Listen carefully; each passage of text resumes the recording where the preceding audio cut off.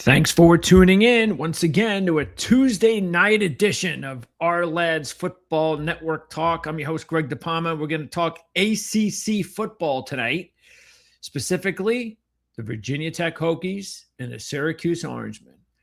And this is what I really love about this time of year, about breaking down each conference, being able to do so with analysts who follow their teams 365 days a year. Especially at this day and age of the transfer portal and the amount of changes that happen from year to year. We've got everything today with these two teams, from major coaching changes on both teams. We've got key injuries, players returning, major players returning, or at least one major player returning, that's for sure. And then, of course, you got so many portal players, so many key portal players. And these two programs are considered long shots. Virginia Tech, a sleeper. They're 28-1, I believe. Yes, 28-1 in the ACC. And Syracuse, a big long shot. I think they're 150-1. So let's see. Here's Virginia Tech. And we'll be doing the Virginia Tech interview first. So stay tuned for that. Adam Firebaugh is going to join us, associate editor, techlunchpail.com. For the first time, we're going to have Adam on the program. Kevin Wall will join us in about 45 minutes, 8:45 if you're watching live. Editor of noonsmagician.com, covering the Orangemen. So here's Virginia Tech at over 6.5 on the win total line, which seems kind of low to me. And Syracuse, this also seems kind of low to me at over 4.5 at -105. This is more even, where Virginia Tech, at least they're more like 7.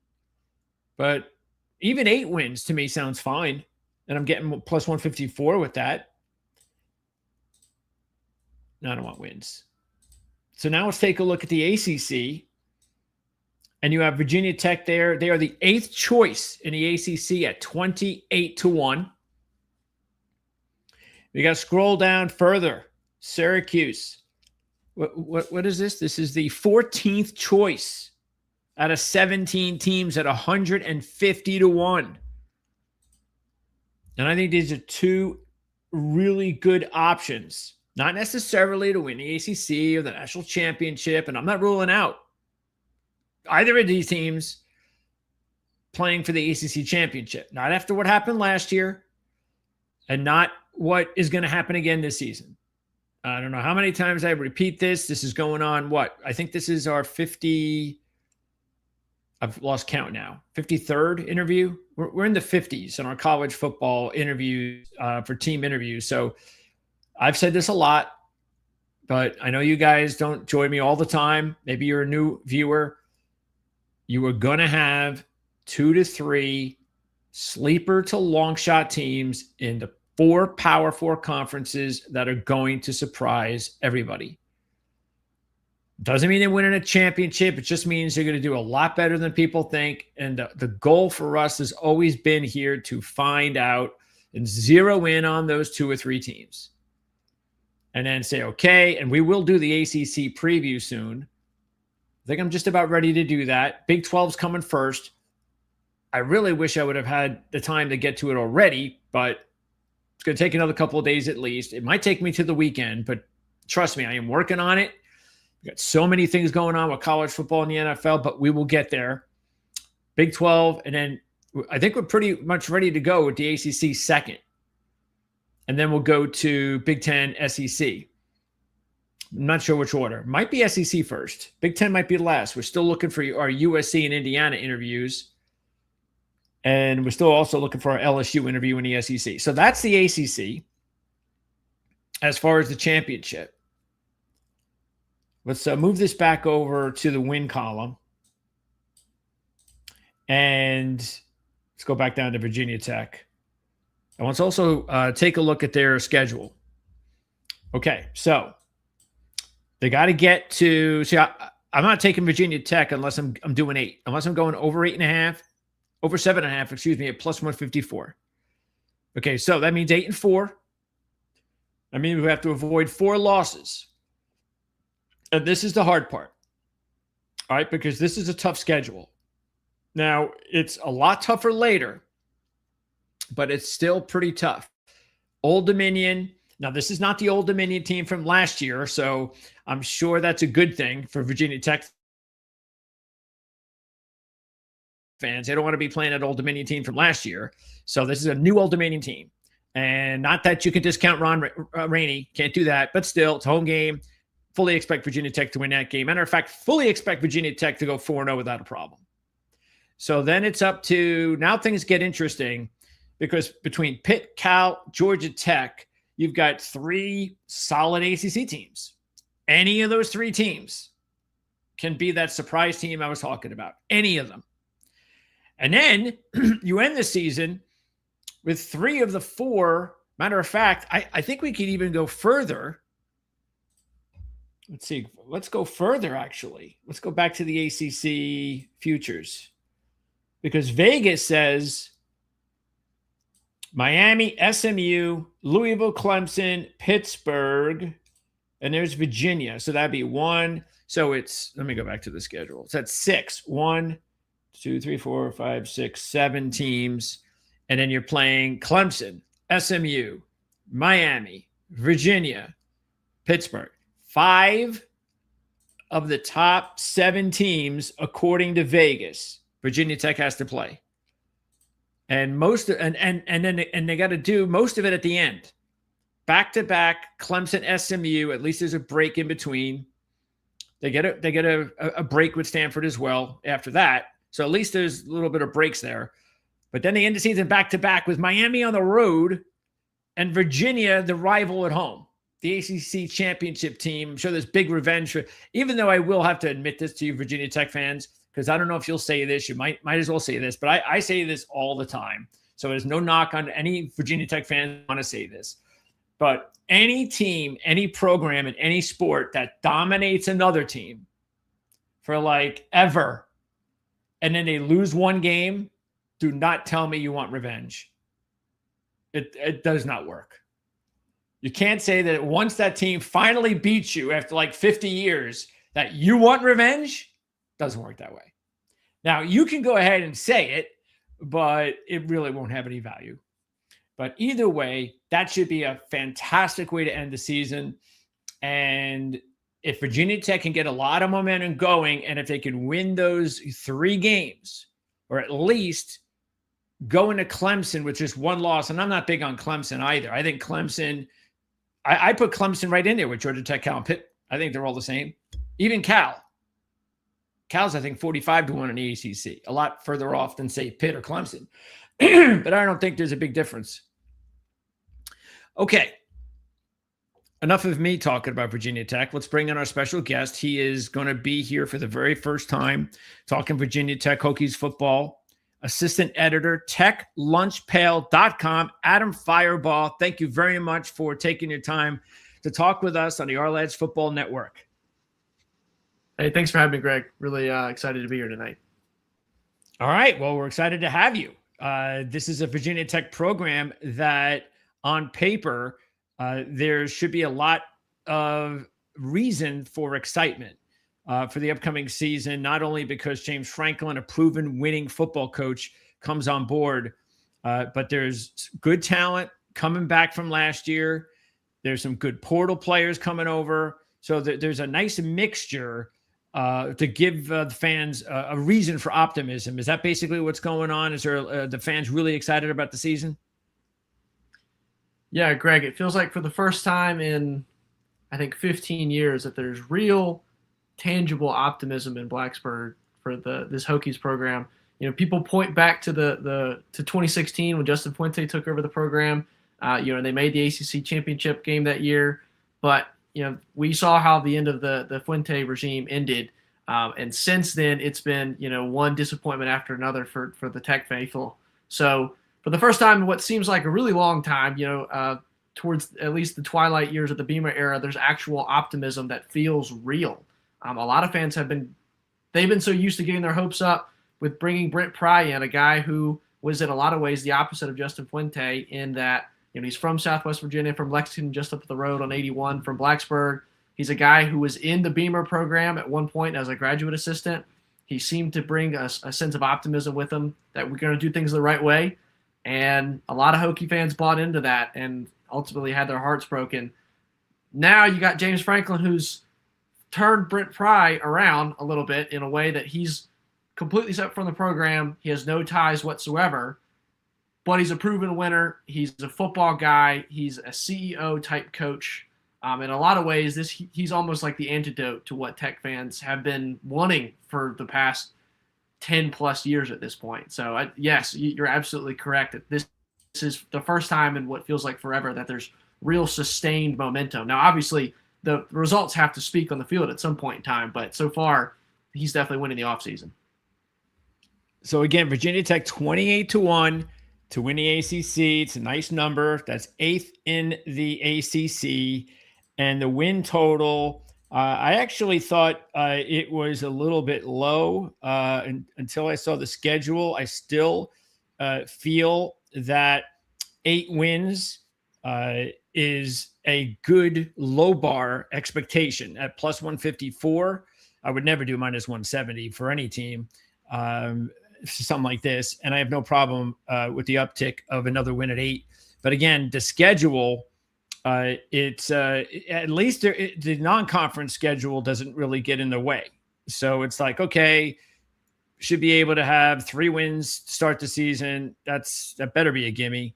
And even Boston College, 4 wins. So at least there should be some momentum to start the season, and they're going to need it because it's a pretty tough schedule. What did you think about the schedule when you really dove into it?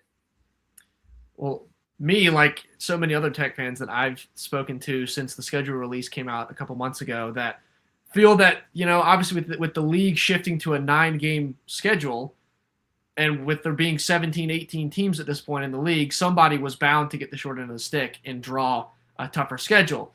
That being Tech this year, being on the road for 5 conference games as opposed to 4 at home. And you made an excellent point when you broke down the schedule earlier. The back half is loaded, right? I mean, you walk down through that list of programs. Clemson, whatever people say about Dabo Swinney, is still Clemson. And let's not forget, it's in Clemson. SMU got to go against Rhett Lashley and a very good Kevin Jennings. They can always score points against Brent Pry, who hasn't called defense on his own in a couple of years. Then you go to Miami. That kind of, enough said right there. And then obviously Virginia coming back home. That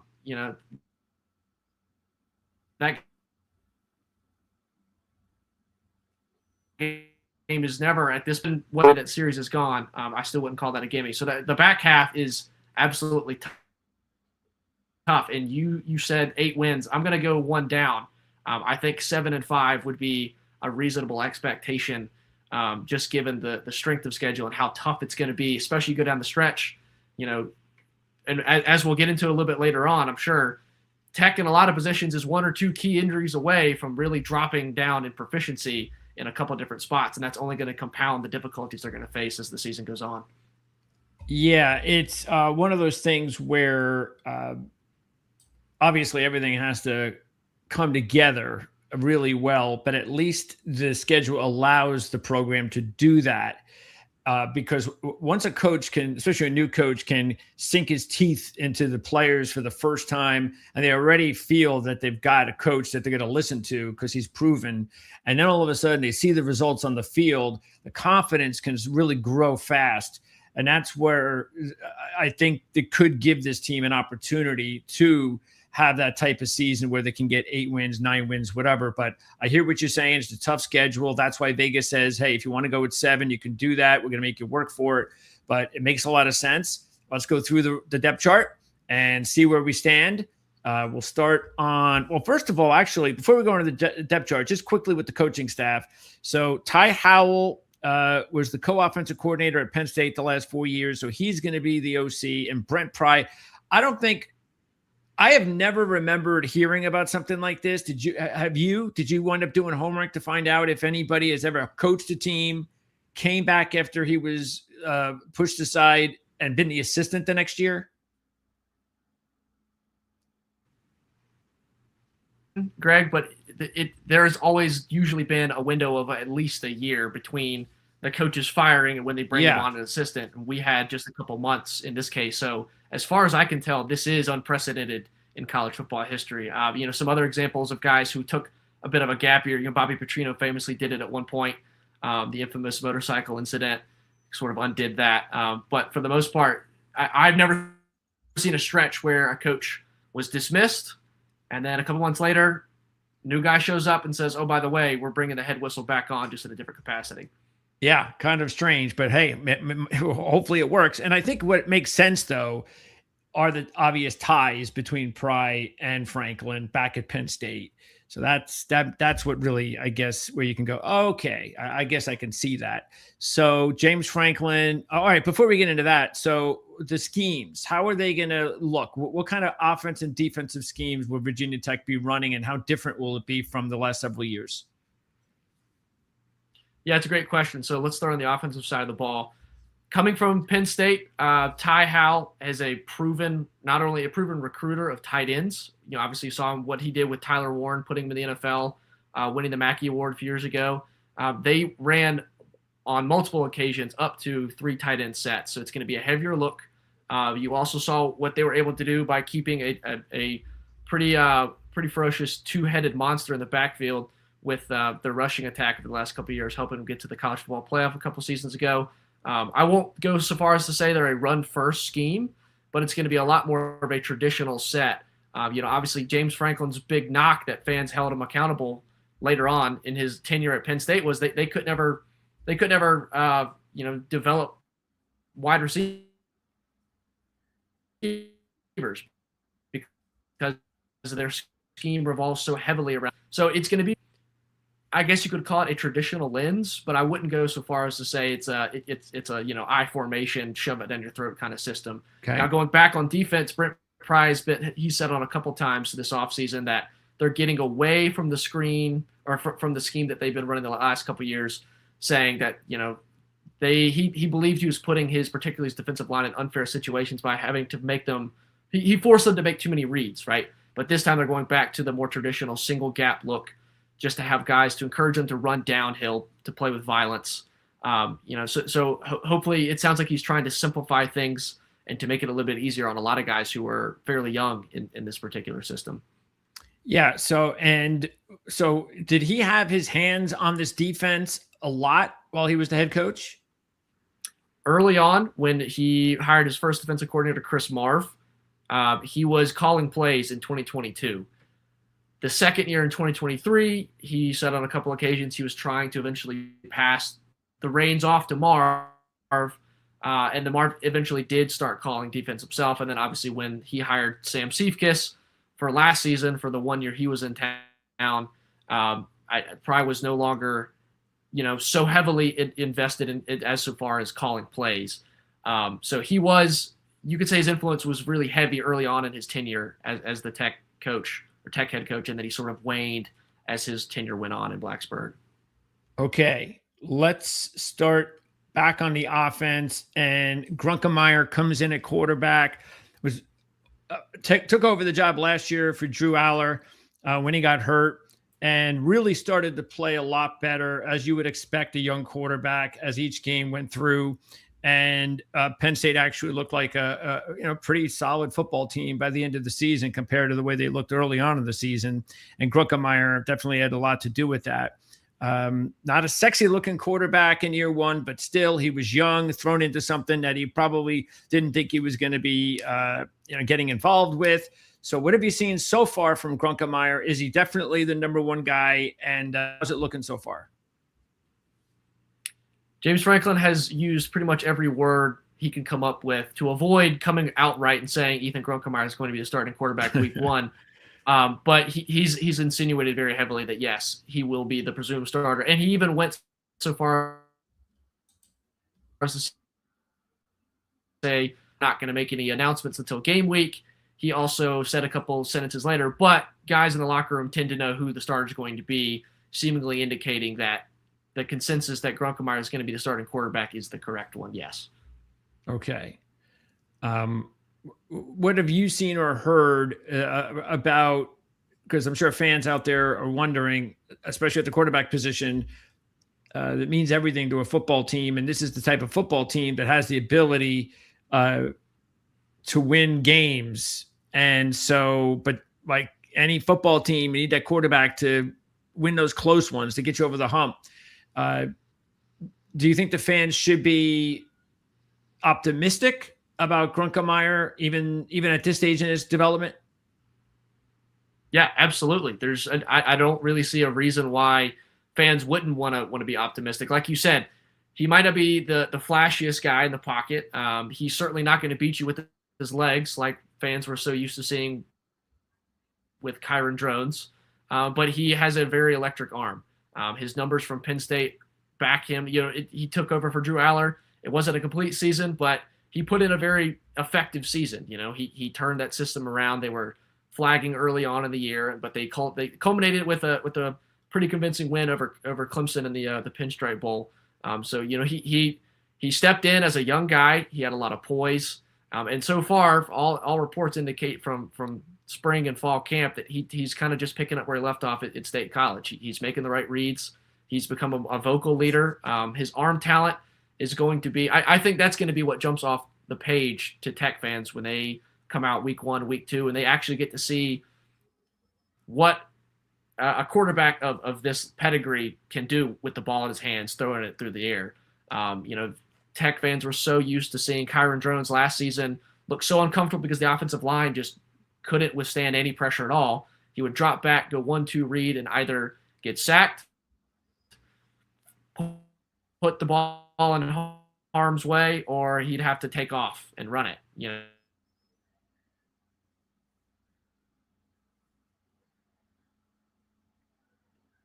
No. I think Adam's frozen. Adam, are you frozen? I think Adam's frozen. Anyway, I'm sure Adam will hook up in a couple of seconds here, because we're going to go through the fact that even though there's a new quarterback, and I do think this will be an upgrade, even though it's a young upgrade, they're going to have the number 1 running back from last year back in Hawkins and the number 1 wide receiver back from last year in Green. So that's going to be very beneficial for the Hokies. And let me see if I could help out here. Hopefully, yep, he's going to have to reboot. And throw in the fact that, as we'll get into, there's some real good portal players coming in. Matter of fact, even having Bill Davis as a 3rd-string running back on the depth chart, we'll find out if that's actually the case.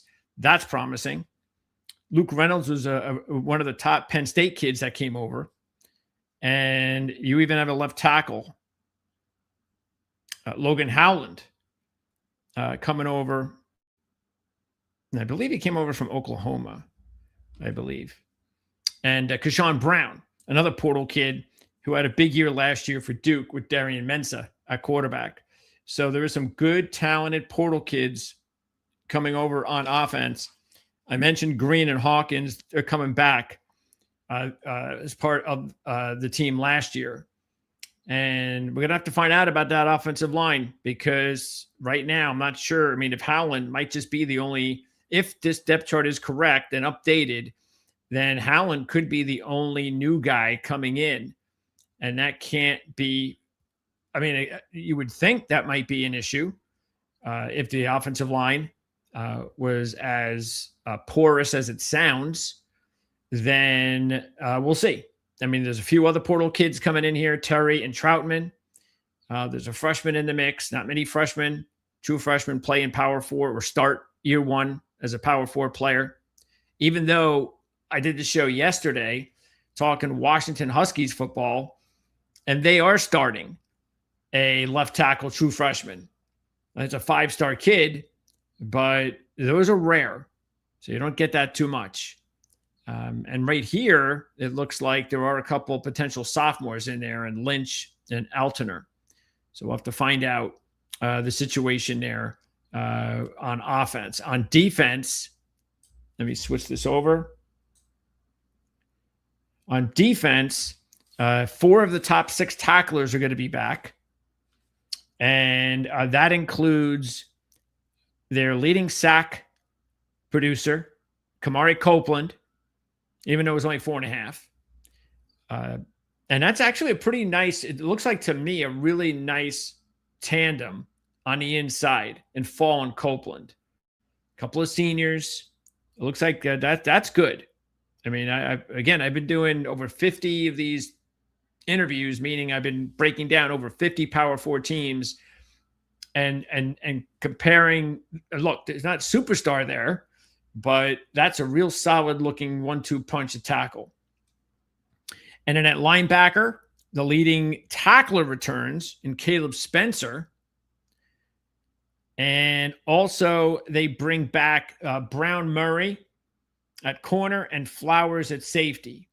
And both of those players had decent seasons last year. So that's good. Again, 4 of the top 6 tacklers return on defense. As far as the transfer kids, there's only 2 that really stick out to me. That's why we have a special guest who is a Virginia Tech expert. And those players are corners Jaquez White and Cam Chadwick. Now, White played for Troy last year, so you do have to have a big adjustment from Sun Belt all the way up to the ACC.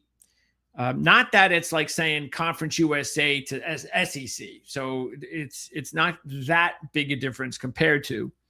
But White had a really productive year last year. 11 passes defensed, 3 interceptions, a pick 6, and 67 tackles, which is awfully good for a corner. Cam Chadwick comes from UConn, and he had 67 tackles for a corner. As a matter of fact, both corners are 5'11", and they both ended up with 67 tackles apiece, so that's good. Chadwick had 4 interceptions as well last year, and Chadwick in 2 years at UConn, 114 tackles, 10 pass defense, and 6 interceptions. So those 2 guys are the ones that stick out for me as far as the portal players on defense. And again, and just getting back to the offensive guys.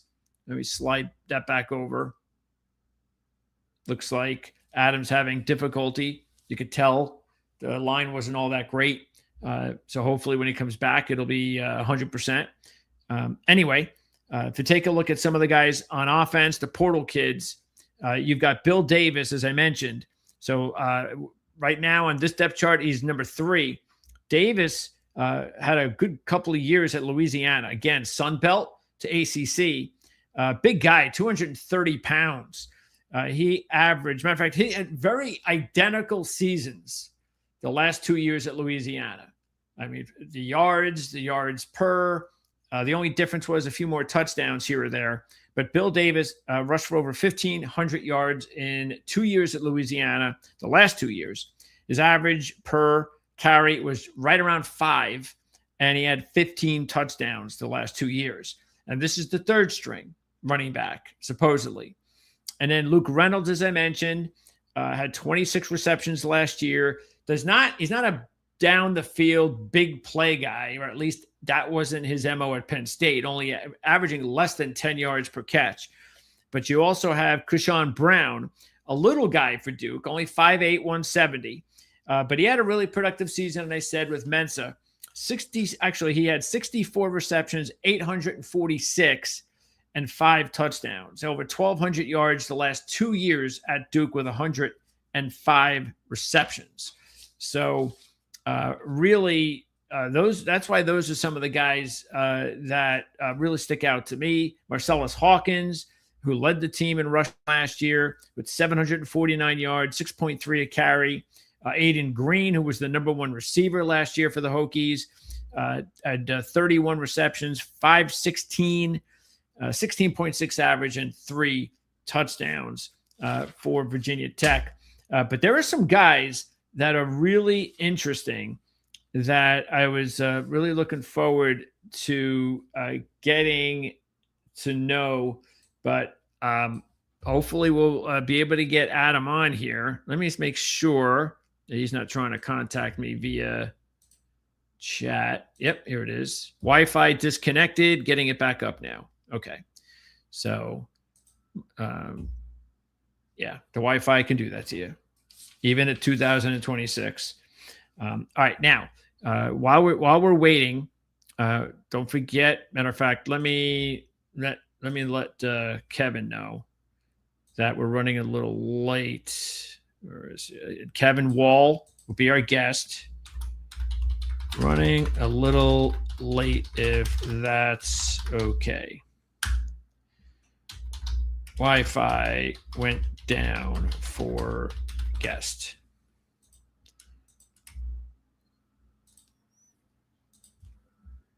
I will keep you posted. What happened? I will keep you posted.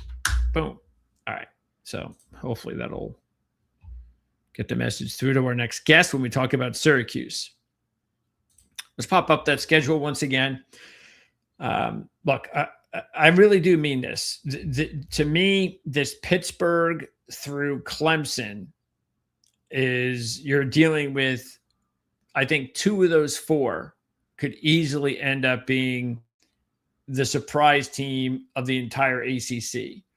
And that's why I think it makes the schedule tough. But we'll wrap up everything when we're done with Adam's interview and get a final look at how we see the season. But before we do that, let's go ahead and get Adam back on. Let me see. Let me just get this over here.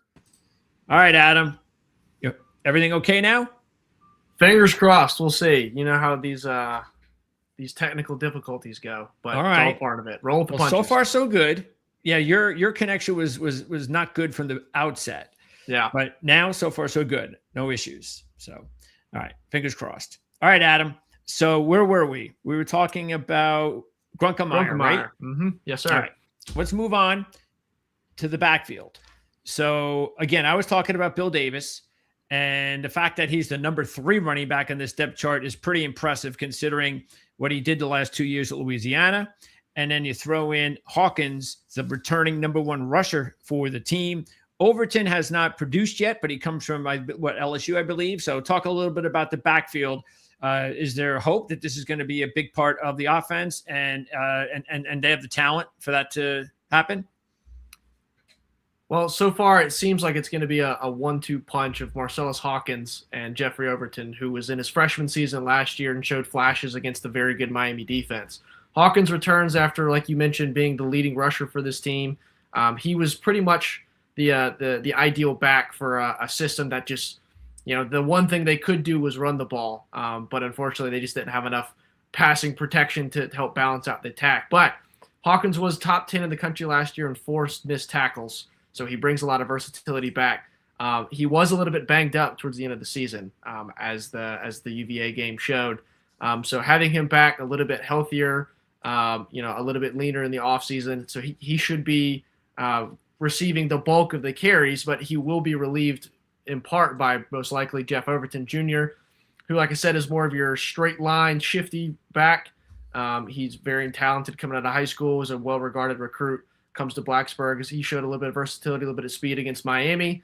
And you mentioned Bill Davis, and James Franklin mentioned he was a cheeseburger away from 250 pounds when he first got to campus. So I think he slimmed up a little bit, but whether or not he's going to get a considerable amount of touches with this group is a little bit unforeseen. Now, a guy I want to flag for you, Greg, who might be a little bit under the radar just because he's so young, is Messiah Mickens. Not really sure where exactly he's going to fit into the scheme on the offensive side of the ball. I could absolutely foresee him being a kick returner kind of guy, and then maybe getting some touches in like a VMI game, for example, if the Hokies take care of business there. But he's another highly regarded recruit. Showed a lot of flashes in high school, and he's been getting a lot of praise from running backs coach Norval McKenzie, as well as Franklin himself. So pretty well-rounded group, but it is top-heavy in the fact that Hawkins has the majority of the touches the last 2 years, and just the fact that it's probably going to be a healthy serving of him and Overton with a little bit of sprinkling of Bill Davis. But honestly, we'll just have to see how it goes, and a lot of that depends on what shape the offensive line is in, which I know we'll talk about here in a little bit. Okay, so Mckenzie, a true freshman? Yes. Okay. All right. Let's talk about the tight ends. So you mentioned there's probably going to be a lot of 12, 13 personnel.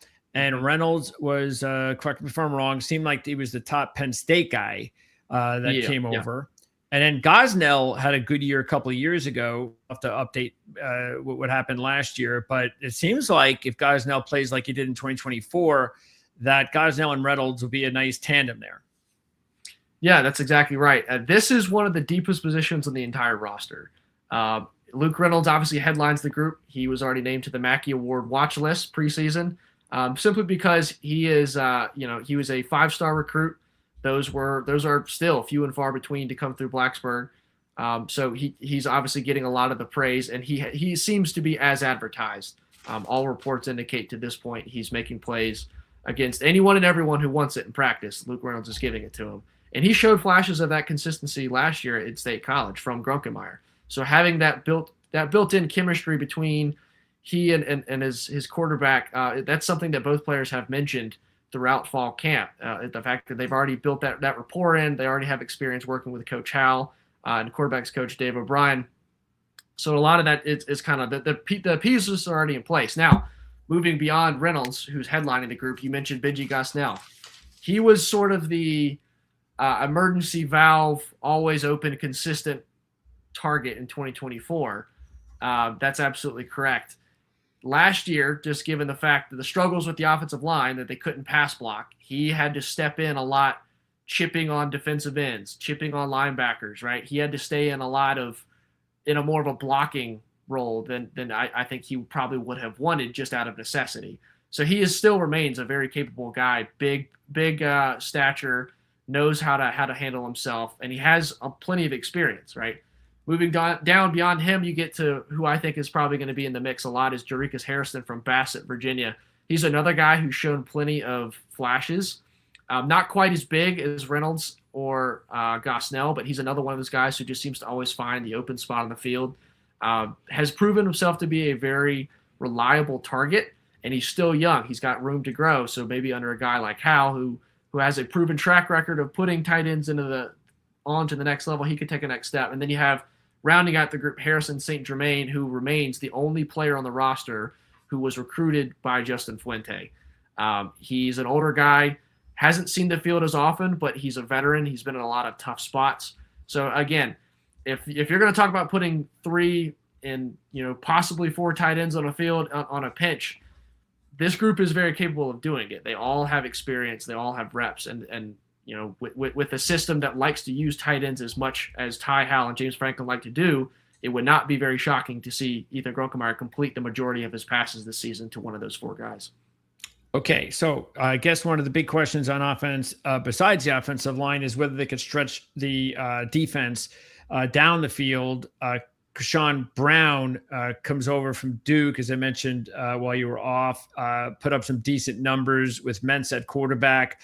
And Aiden Green returns as the team's number 1 receiver last year, even though he didn't have huge numbers, but he was still the number 1 guy.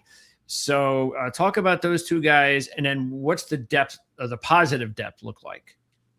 Yeah, you said it best. Those 2 guys are going to be the leaders out wide this year. Kashawn Brown, one of the more highly sought after receiver targets in the transfer portal.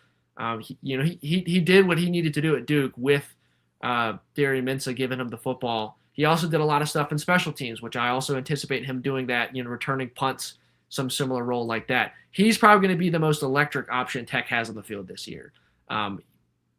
Coaches, players, you name it, they have all been pointing out the fact that how versatile and shifty he is in space. He's one of those guys who figures to be in the mold of kind of like a Malachi Toney, not quite on that level, but just one of the guys that you just want to give him the football as much as you can throughout the game. Aiden Green, who, like you mentioned last year, led the team in receiving. Again, a very difficult passing year for the Hokies, but he showed time and time again he was going to be the guy. He had a couple big plays against Cal, for example. He had some big plays against Miami. An older guy, proven voice in the locker room, knows what he has to do. He's another one of those guys who I wouldn't say is going to be your most vertical option. That's probably going to be more Keyshawn Brown. But Aiden Green's going to be your guy to kind of go out on the edge and make plays, maybe over the middle, and things like that. Now, moving on to depth beyond those two, you have Marlon Jackson from Louisiana Tech. He's a guy who, while he was playing for the Bulldogs, had 3 or 4 quarterbacks throwing to him. He didn't have a lot of stability. He said that as much to during his media availabilities that he never really got in a groove with any of the guys who's throwing in the football. But a lot of the coaches are really high on him, just given the fact that he brings a combination of speed and size to the table that not many of the other guys have at their dispense at this point.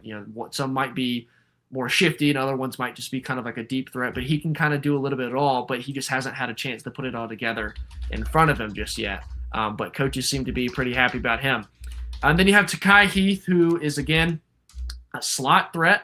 He struggled a little bit last season. He got a bad case of the drops there at one point, but he has plenty of experience. He's one of the more proven options currently on the roster, so he's someone to certainly circle. And then you have a couple of I had 5 players here that you might want to potentially keep an eye out for. Keelan Adams and Chance Wiggins both missed all of last season. Both have tremendous upside and have been getting plenty of repetitions this fall. A lot of praise from receivers coach Fontel Mines, who are glad to have some more experienced guys back in the room. They seemed to be on the way up. Their trajectory was high until those injuries, and they had to take a step back. Tyser Denmark is another one of those young players who seems to be getting a lot of praise. Another guy who was completely under the radar until just a couple weeks ago is Luke Stewie. He's a son of a former Tech player. Really known for his work ethic. He's been getting that praise from the strength staff, from Coach Mines, from Coach Franklin, essentially saying, if you want to be able to work hard in practice, then you need to pay attention to Luke Stewie. And he seems to be kind of working his way into the conversation, whereas just maybe a month ago, not many people would be able to pick him out of a lineup. And then you have probably one of the more electric young guys in this group, Davion Brown, a.k.a. Fat Rat. That's his nickname. He's one of those guys who is kind of in the athletic freak mold, can kind of wow you in a multitude of different ways. He's another guy that I would not be surprised to see get reps either at kick returner or punt returner. So they have depth, but it's more top heavy in terms of experience, but they have options below. Coach Mines has mentioned that they want to have at least 5 or 6 options. Now, coach speak, that could mean he's shooting for 4. We're not really sure at this point. But we'll just have to see how that shakes out. Okay, so if you had to predict who the number 3 receiver will be by the end of the year, who will it be? Marlon Jackson. Just the fact that he brings, like I mentioned, that combination of size, speed, verticality, and he's got experience, albeit, his numbers were a little bit underwhelming at Louisiana Tech, but you have to factor in the instability at the quarterback position. And you would have Heath starting in the slot? I think so, but I have a feeling as the season goes on, as Keyshawn Brown starts to establish himself and to become that number 1 option, I think those two might kind of swap in and out. But I think those two are going to get a lot of reps back and forth. Okay. By the way, before you wrap up with the offense, and then we'll head on to the defense, anybody that was tuning in for our Syracuse coverage, including our special guest, Kevin Wall, we are running about 10 or 15 minutes behind because Adam had Wi-Fi issues. So we're going to catch up as quickly as we can. Offensive line, as you said, it was a big disappointment last season. So Logan Howland seems like a nice addition. Is this offensive line going to be any better? On paper, yes. You mentioned Logan Howland. He, I think, was probably the biggest offensive lineman transfer piece that they got in the offseason, just because he has so many reps under his belt in big-time football. He's coming off of a little bit of an injury situation right now, so he was fairly limited in the spring. But he figures to be in the starting rotation, probably somewhere at left tackle, just because he has so many reps, to his name at this point. Last year they had, maybe 5 guys on any given day, right? So they were throwing in true freshmen, burning red shirts. Coach Matt Moore was just kind of doing anything and everything he could think of to try to get something onto the field to make sure the product was there. But they just can never find any consistency. But now they're bringing back some guys who are hurt, like Brody Meadows. he was hurt last year. He's, again, an older guy who had reps before he went out. Montavious Cunningham, the same thing. He played a lot before he came to Virginia Tech. He's a graduate student now. He figures to play a big role. The whole unit is held together by center Kyle Altuner, who last year, he put together a very solid campaign given the sort of chaos happening around him with his PFF grade. He got almost 800 snaps last year as a freshman. You don't really see that happen very often at the center position. He's back. He's put on about 15 pounds. He's stepped up as more of a leader. Matt Moore has been leaning on him quite a bit to be sort of the quarterback up front. So far, at least on paper, they seem to be getting better, but they've already had a little bit of adversity. One of their older guys, Johnny Garrett, who played quite a bit last year and played well, held up pretty well in all things considered. He has been sidelined with an unknown injury. Coaches have been tight-lipped about the situation, but the expectation is not to expect him on the field anytime soon. So he could be a bigger loss as the season goes on, especially if they get in the back half of the schedule like we mentioned before. So on paper, it should be an improved product, but I question the ability to find something cohesive up front from day one, especially when you factor in Grunkemeyer and Luke Reynolds. They already have this established chemistry, but if they don't have a solid offensive line to protect them and pass pro, then I'm not sure it matters quite much. So that's certainly one of my bigger concerns I have on the offensive side. Okay, we'll keep an eye on that for sure early on in the season. Next up, the defensive side, and 4 of the top 6 tacklers return, including up front. I was talking about those 2 defensive tackles, Copeland and Fall, and those 2 guys look like they're a nice tandem. They are. Kamari Copeland, he's kind of been making a name for himself the last couple of years. He landed on Bruce Feldman's freak list again for the second straight year by breaking Tech's bench press record of 500 and I believe 15 pounds just a couple of weeks ago. He's already set the squat record. So he's doing numbers in the offseason, kind of living up to the nickname they give him in the locker, the weight room is Hulk. So he's kind of become that guy. But last year he led the team in sacks. He was kind of the do-it-all guy up front in a unit where they weren't creating a lot of pressure, so he was getting double and triple teamed quite a bit. So you figure with a more well-rounded effort this year, he could become even more effective. But again, given the depth of that position, which we'll talk about here in a second, if he's not healthy, the longer the season goes on, the more concerns I have. So Copeland, I think he is the best overall player on this defense, but he's just got to stay healthy. Elijah Fall, he figures to be, at this point, probably the other starting defensive tackle. Older guy, he stepped up last year, played fairly well, showed flashes at times. Again, that unit just couldn't create a lot of pressure with all the multitude of issues that the entire defense had. I wasn't sure Elijah Fall would make it into the starting rotation because of Emmett Laws, who was going to sneak in front of him. However, Emmett Laws recently has been sidelined with an injury of his own. Again, not really quite sure what it is. It does appear to be significant enough to keep him away from media, out of sight at practice. Not really sure what to expect from that, but similar to Johnny Garrett, I think the expectation is to assume he's not going to be back anytime soon. So in lieu of his presence, which I think a lot of coaches were hoping to have him there, Emmett Laws, the expectation, I think, is that Elijah Fall will step up into the 2 deep at D tackle. Okay. And you said they had issues rushing the passer last year. So does it look any more promising this year? And I see that, what is there? At least 5 players up front that are coming in from the portal and a few on the edge. Is Javion Hilson, do you think he's going to start? He's only a redshirt freshman. I would expect Hilson to get the start, yes. He was rated as a 5-star by one of the recruiting services coming in. Transfer from Missouri, just didn't see the field a whole lot as a freshman. He's very young. As I understand it, he's still raw, technically speaking, but he has loads of potential.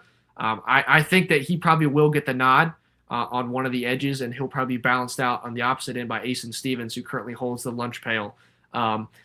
in order for this defense to be effective, I think that it's going to be imperative that they get after the quarterback either. And then I don't really care who, I don't think it matters who that is. It could be Kamari Copeland rushing up the middle. It could be Asen Stevens or Javion Hilson coming off the edge. I just think that in order for this defense to be successful, especially in Brent Pry's one gap system, that forcing the quarterback into, unideal situations is going to be very important. On the edges, they have more depth to work with there. It's just not a lot of proven guys right now. The most experienced player on this in the defensive end room right now is Samuel Okunlola, who's coming to Blacksburg from Boulder, Colorado. He didn't play at all this spring. He came in injured. That injury appeared to be more significant than people originally anticipated. He has 8 sacks in his career so far, I believe. So he's a proven commodity if he can remain healthy. Without him, then you drop back to guys like Derek Dandy. He's another guy who has been getting some praise from defensive line coach Sean Spencer. Then you look at another player, Jason Abney.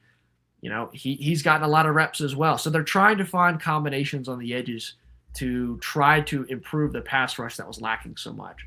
But then if you shift back to the middle, if you don't mind me kind of jumping gears here, I mentioned you have the duo of Copeland and Fall. Originally, indications were it was probably going to be Copeland and Laws, but if Laws is injured, then you have Fall stepping up. Behind them, then you start to get into some, it's a little bit less certain. You've got guys like Eric Mensah, Ohio State transfer, again, just not very proven just yet. Physically, this group has bulked up this offseason. There are 5 or 6 guys who are all 300 pounds or bigger, which Virginia Tech fans watching this show knows that doesn't happen very often for Virginia Tech. They have famously been an undersized group. They love to use scrappy 285-pound defensive tackles, right? But in this one-gap system, that's just not going to play, right? So they might be bigger, but they just don't have much experience. So you have Eric Mensah. That's one of the guys who are behind them. He could work. Randy Adarica, is another guy. He's a Penn State transfer. He's been getting a lot of buzz from a bunch of different places this offseason. He's just a younger, looking to get reps. So I question the ability of this particular unit to step up and fill the shoes of, say, a Kamari Copeland, just given the fact that they're already down one of their 2 presumed starters heading into week 1. Okay, let's go to linebacker. That's where you find last year's leading tackler, Caleb Spencer. And tell us a little bit about, because there's Noah Chambers. I see he's a true sophomore. Talk a little bit about the linebacker room. Yeah, so I actually just wrote a feature about Noah Chambers the other day. He is, all indications seem to suggest that he's going to be the starting Mike linebacker. He showed up last season, played 8 or 9 games throughout the year, got his first reps against NC State, and on his first 3 snaps in college, he registered 3 tackles that seemed to kind of, he announced his entry that way, and that's kind of been how he's played, right? Over the last couple seasons, Virginia Tech hasn't had a very reliable Mike linebacker to work with. They've been cross-training different guys to try to fill a spot, but none of those guys seem to really fit. Noah Chambers seems to be one of the only ones in recent memory who might be more of a natural fit there.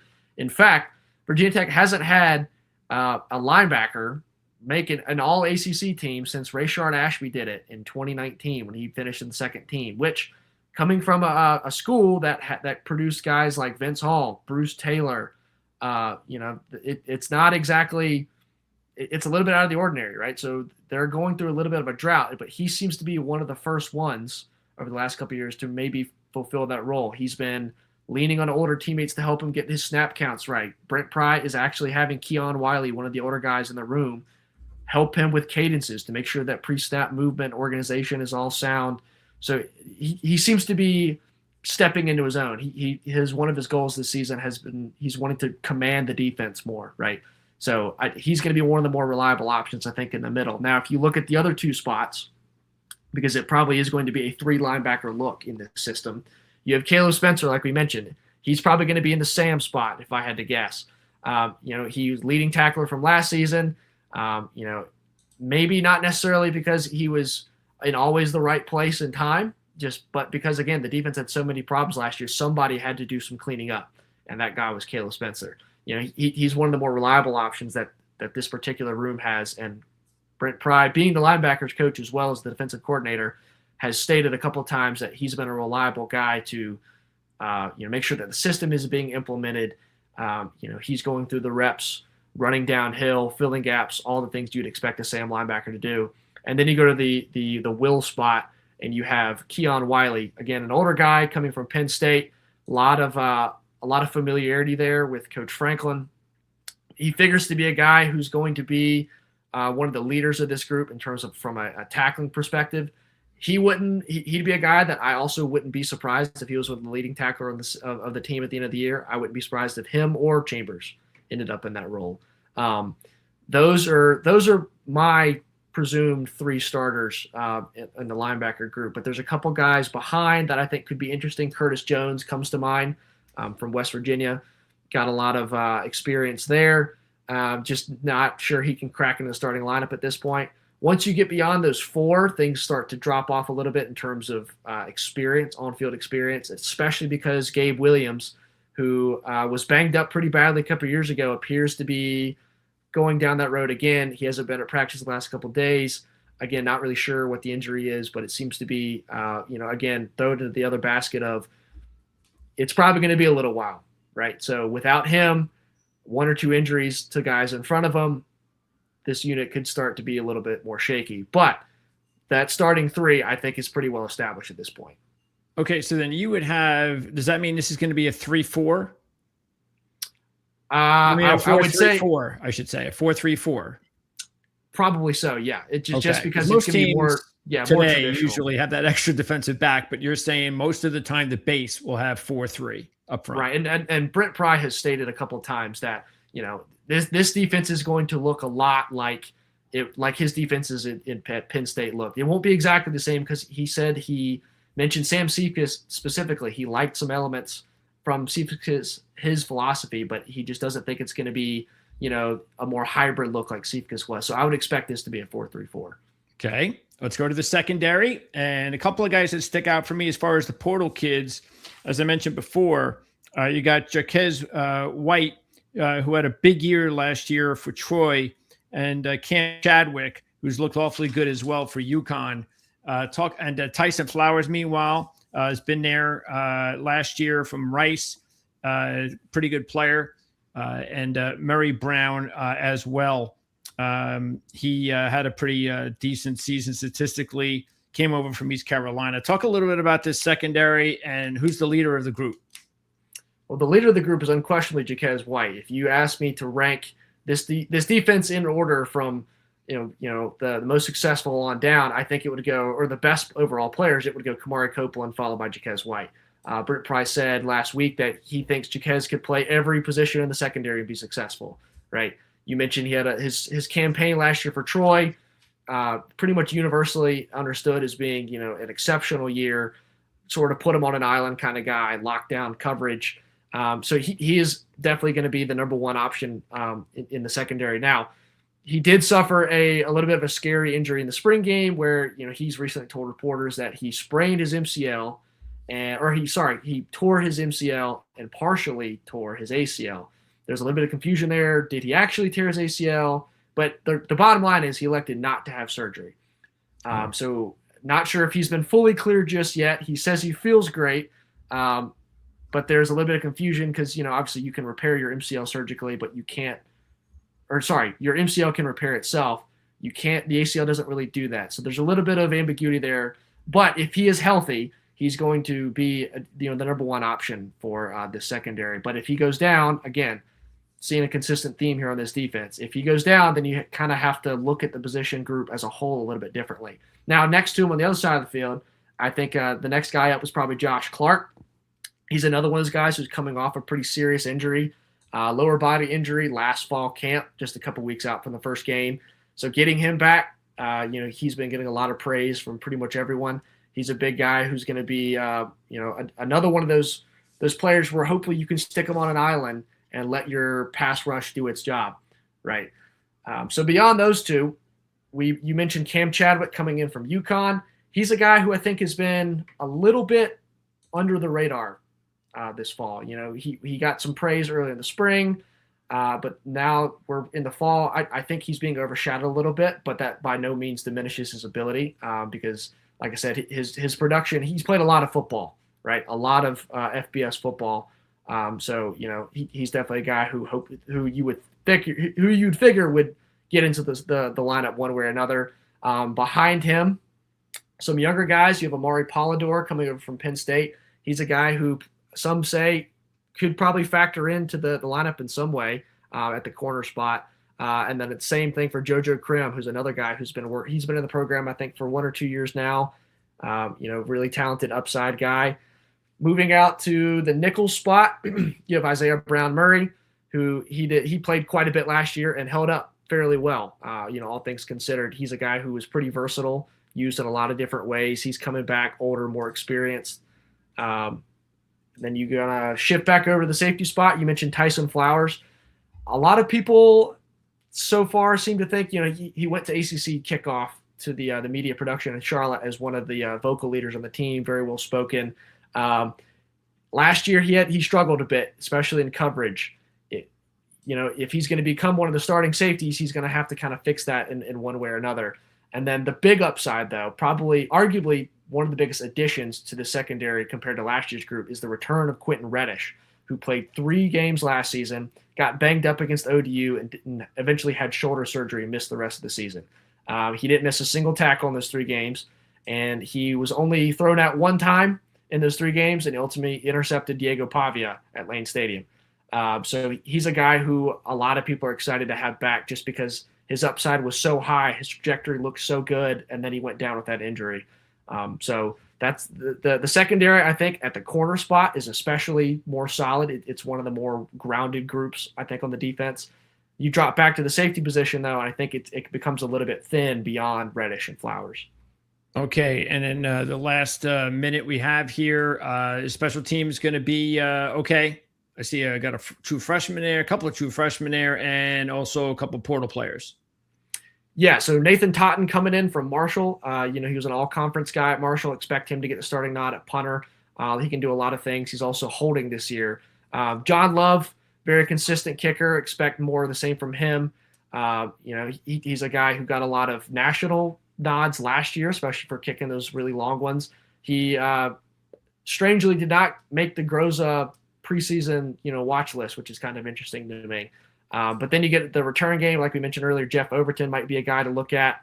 Then Thomas Williams he could factor in as well, and Keyshawn Brown is probably almost certainly going to be the punt return guy. So overall, I think there's not many concerns about the special teams, which is not anything new for a Virginia Tech football team.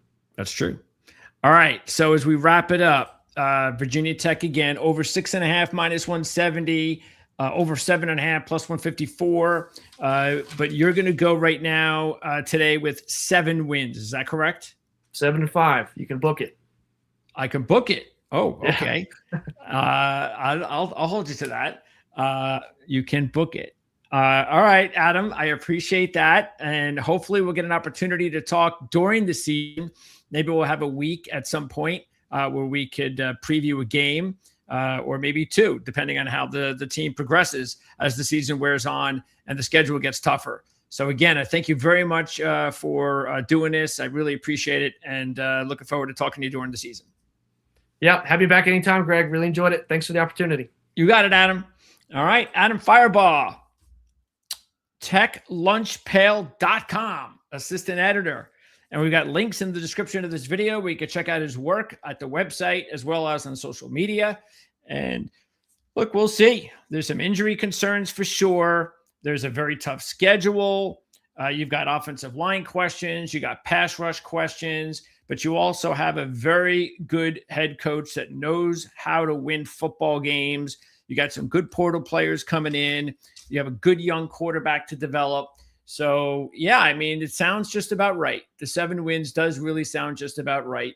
That schedule just might be a little too tough for Virginia Tech in year 1 under James Franklin, but it's the ACC, so you never know. All right, so speaking of the ACC, we're going to switch on over to Syracuse. And as you can see there, the Orange Men The win total is a lot lower than Virginia Tech at over 4.5 minus 105. So no respect here for Syracuse, especially after the way things looked early on in the season before their young quarterback got hurt. So I'm a little bit surprised by that. But that's okay. We like it when Vegas surprises us because we can take advantage of it. Take a look at the schedule, and you've got New Hampshire to open the season. You got UConn on the road as another non-conference matchup, and then Notre Dame at the end of the season. Sure, let's play Notre Dame at the end of the season. Why don't we? But somebody's got to play them. So taking a look overall, there is no Miami. Do have to play SMU and Louisville, though. And again, they are considered the second and third top teams of the ACC.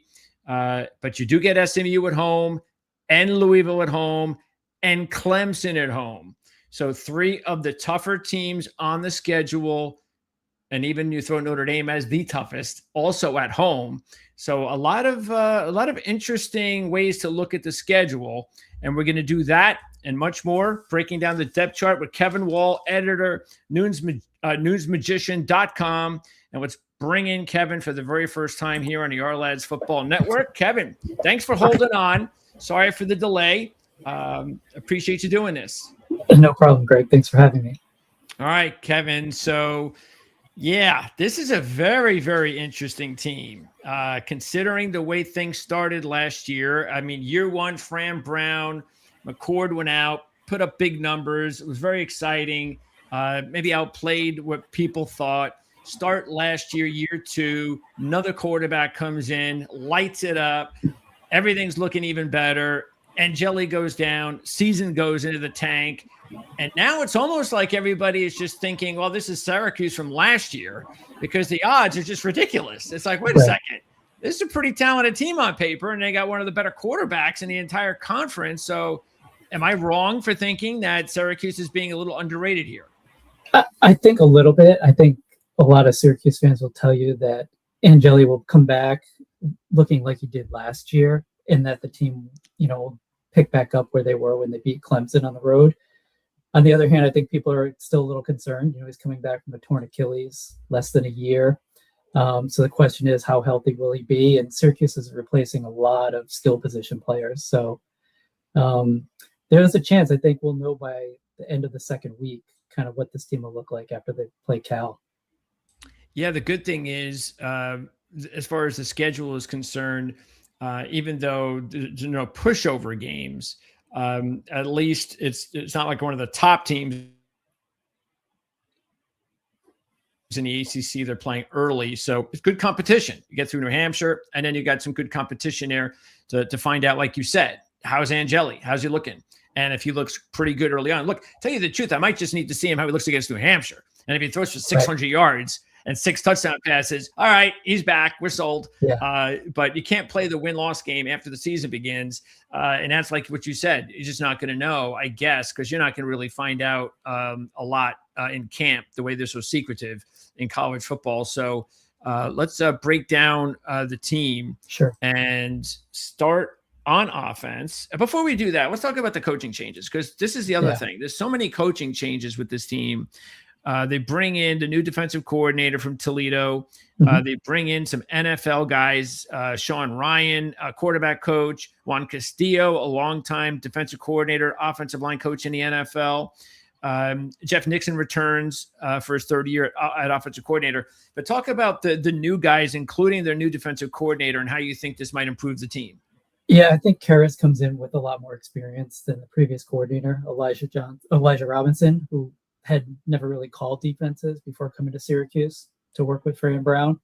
And so I think Karras, from all reports, is a little bit more comfortable, a little bit different philosophy, a little bit more aggressive, more attacking. So I think, be curious to see what that looks like on the field. Castillo's probably the guy that Syracuse fans are hoping can make an impact. The offensive line really struggled last year, even the year before, winning 10 games. there were a lot of things that McCord and LaQuint Allen and some of the other NFL players on that team seemed to overcome in terms of offensive line play. So with Angeli coming back from his injury, with a lot of new skill position guys, can that offensive line, take a step forward this year? All right. Well, let's break down the team then on offense. And we know about Angeli, so we're not going to spend much time there. Yeah. Other than just to ask you, of course, you saw McCord there, and he's in the NFL, probably be a nice backup quarterback. I'm not sure if he'll ever get a chance to start. You never know. It's the NFL. Anything can happen. They're started for quarterback play. But what do you think about Angeli's talent compared to someone like McCord and the quarterbacks that you've seen over the years? What kind of a pro prospect do you think he could become? Yeah, I think he's along that level of McCord, where he might be a guy that can have a long career as a backup in the NFL. I don't know that he's got the arm talent to be an NFL starter. I think that's probably the one question with him is making some of those deep throws, the deep outs. But smart, real cerebral player. I think he really came on the second half of the UConn game. Things kind of flipped. Syracuse was trailing in that game. He was having a rough game himself. But then he really kind of took ownership of that team and made some really good throws down the stretch. And then, of course, when they went to Clemson, he was just, hit some clutch throws. And I think that's what excites Syracuse fans about this year is that you've got him, even though he was injured, he's got another sort of year under his belt of learning the offense. They said in the spring he was acting like a coach, so he was, while he's not taking snaps, physically, mentally, he's reading defenses, talking to the coaches about where the ball is going to go. And so I think, if you're a Syracuse fan, you're excited about having a player that comes back that looks like he's ready to take on that really leadership role. And in college football, a good quarterback can cover a lot of warts. So. Oh, yeah. Absolutely. We saw that last year with Syracuse. On the flip side, without a good quarterback. So, all right, let's talk about the running game. And really interesting, Ahmad Miller. So here's a kid that could be a wild card. Comes over from Jackson State, first team SWAC, led the SWAC in rushing over 1,000 yards, 2,300 yards rushing in 25 games at Jackson State. But now he's got to make the move up to the ACC. So what are the expectations for Ahmad Miller and the rest of the backfield?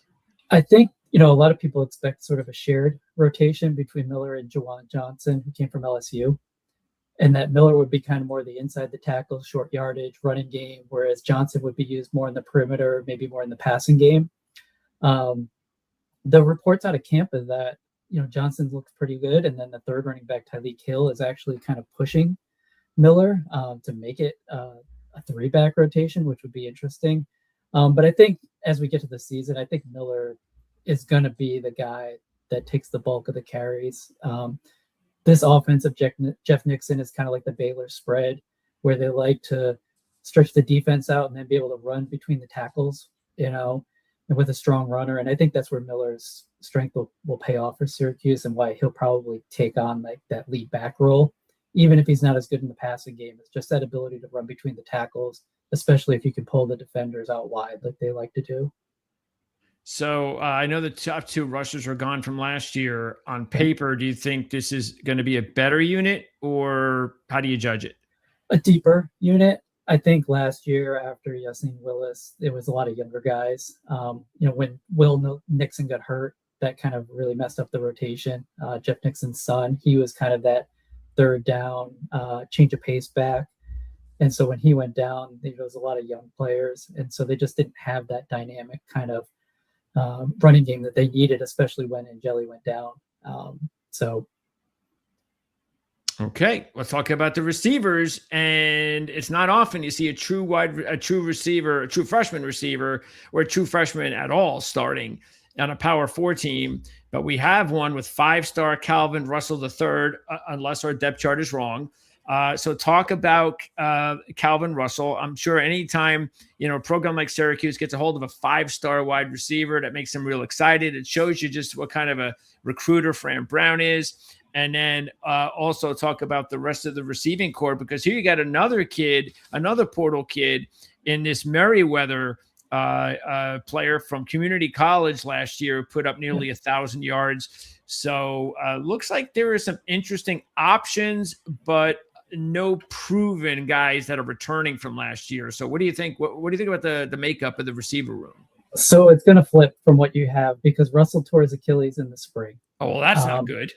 So Fran Brown expects that he says he'll play this year. Obviously, Okay. we don't know. With the new eligibility rules, it's certainly if he's healthy and can come back even the last 2 or 3 games in November, you would use him. But they say he's on track for a return. He's been with the team the entire time, but he won't be someone that Syracuse will be able to count on for a while, if at all, this season. Okay. Just this past week, Justice Ross Simmons returned to the team. Actually, today was his first practice. He's one of the players who may get a 5th year. So he caught 5 touchdown passes last year, showed a good connection with Angeli. 3 or 4 of them were from Angeli. So he's a big guy, 6'3", former Colorado State player. If he's eligible, he probably jumps into that starting role that Russell would have had. Right now, it looks like Umari Hatcher will probably be the other receiver on the opposite side. And then South Carolina transfer Tyshawn Russell is healthy and should be the slot receiver. Okay, so Hatcher, he winds up taking over for Russell. So Hatcher probably slides in, whether he's the X or the Z. It'd probably be, if Ross Simmons is eligible, it could be Hatcher and Ross Simmons starting. 2 guys that are 5th-year guys, been in the program and in the offense for the last 3 years, so have some more experience. The other guy to watch would be Cole Weaver, transfer from Miami. He's been banged up in camp, so that's why it's kind of hard to tell. I think, when we talk with our readers about who's starting is, we see little bits of practices, we get some reports, but with guys that are held out, it's really tough to know a couple weeks before the season, like how exactly the rotation will shake out, and especially with a game like New Hampshire at the start. Okay, so you've got Hatcher right now and Simmons starting. I think if he comes back and he's eligible, I think Ross Simmons probably gets into that starting role. The report that came out today was that Angeli made a phone call to him to gauge his interest in coming back. There have been some receivers that have been banged up this camp, so I think the fact that Angeli and Ross Simmons had a pretty good rapport last year would bode well for, as long as he's eligible, for him being able to go in the starting lineup. Okay. And who is the third guy? So Tyshawn Russell is probably going to start in the slot. Got it. And then, I think Syracuse rotates a lot of players in. There's a lot of intriguing sort of prospects. You've got Matthew Outen, who transferred from Penn State, and Elijah Moore, who transferred from Florida State. Both young, highly regarded guys out of high school that didn't really get opportunities yet at their first schools. Outen's been used a little bit as a running back / receiver. So kind of an opportunity for him to get the ball in his hands as a playmaker. And Syracuse likes to do that, at least Nixon, Trevor Pena a couple years ago. When they have some athletes that they feel operate well in space, they'll use them out of the backfield or in the slot, try to put the ball in their hands, especially when you got a home game, you've got that turf. And what's the latest on Merriweather? Merriweather's in the rotation, but I think he's probably going to start off maybe in that second unit and then in that rotation. An intriguing guy. He was at Boise State first, and then, like you mentioned, had a great season at community college last year. So, Syracuse likes to have tall receivers on the outside, and then more of your athletic, twitchy guys in the slot. So behind Russell is probably going to be Darius Johnson, who's a sophomore or redshirt freshman, played a little bit last year. The coaches really like him. He came from Miami Northwestern.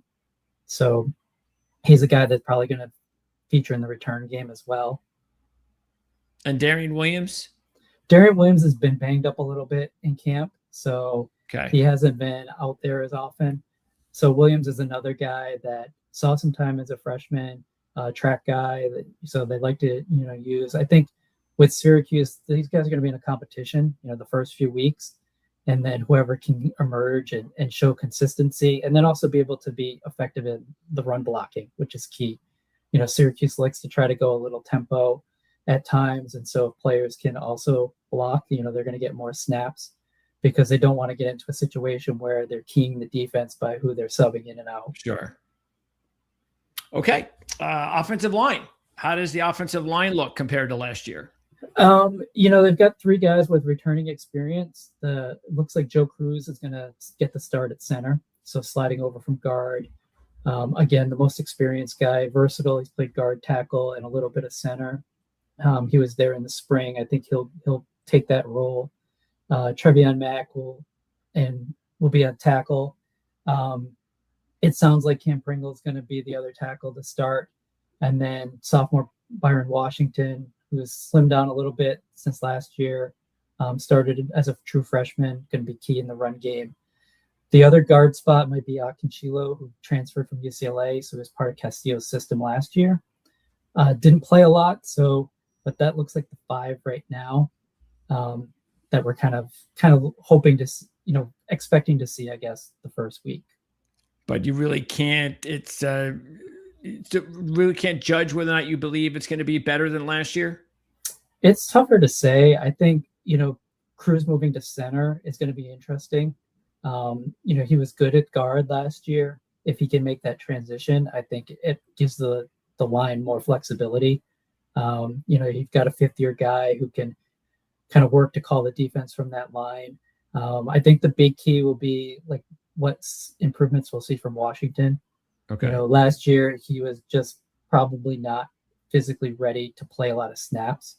But they gave him a lot of experience. I guess the one good side of a 3-9 season is that a lot of young guys get a lot of in-game experience in ACC play. And so if he can take that kind of next step forward, I mean, I think he's going to be key in a run game. If you've got a guy his size, if he can get out and get into that second level, it's going to make that inside running game important. So, Angeli's not a super mobile quarterback like McCord, but he's athletic enough that he can move around in the pocket. So the key for this line, I think, is going to be as much of the protection, but more of how much they can open up in the run game. They struggled to open up a lot of holes last year. So, and are they going to get anything passing wise out of the tight end room? I think Noah Myers is the guy from I think it was Western Kentucky, is kind of the receiving tight end. So David Clement is going to be more of your blocking tight end, but Myers is a guy that Pete Thamel tabbed as one to watch. 32 receptions last year. Obviously, with a guy 6'5", with a quarterback like Angeli, who can operate in the middle of the field, he seems like an intriguing target. Again, in camp, it's hard to tell. You hear like, oh, he's going to be good in the run game, but I think he's going to be a guy that emerges in the passing game more than Clement, who's kind of more of like your extra body for line run plays. Okay, let's go ahead and slide on over to the defense now. Sure. And again, we got a new defensive coordinator. How different will the defense look because of that this season? So, I mean, what's interesting is people don't know if Syracuse is going to run a 4-2-5 or if they're going to run a 4-3 or a 3-4 right now. Even the local beat writers are kind of like speculating how they're going to deploy these guys on defense. I think they're going to be a little bit more aggressive. Syracuse did not get after the quarterback much at all last year. And with the corners that they have, I think they're going to allow Karras to be more aggressive with how he utilizes the guys, especially the guys coming off the edge from the defensive end or linebacker spot. Okay, let's go through the defense, and we'll start up front. First of all, the good news is overall, the top 3 tacklers are back. But taking a look at the front, if they go with the 3-man front, there are 3 transfers that look like they're going to be making it a battle for some playing time. So what do you think about how it's going to look overall?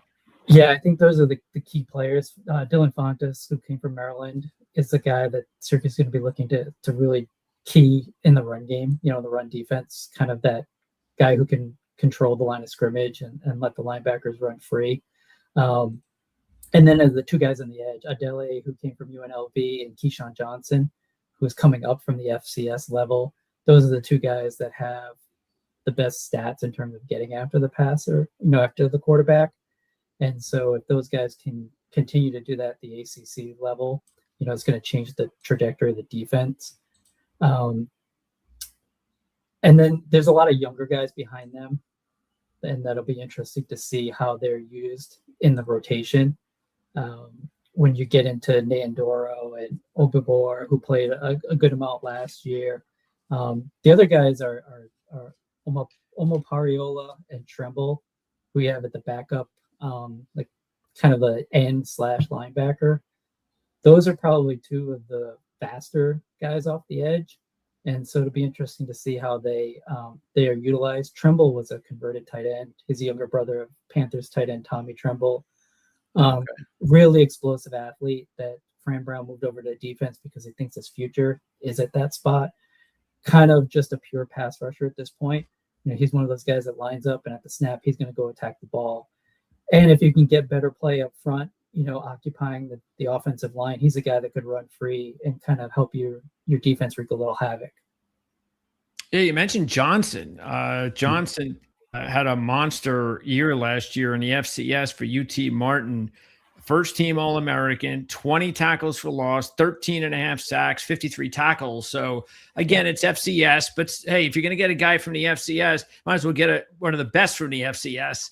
So I guess there's some hope there, like you said, because of the lack of pass rush last year, but really won't be able to find out until they get it going early on in the season. But at least there's some promise up front with some of these new guys coming in. And another new guy coming in is the other linebacker, Apollonia, 68 tackles last year.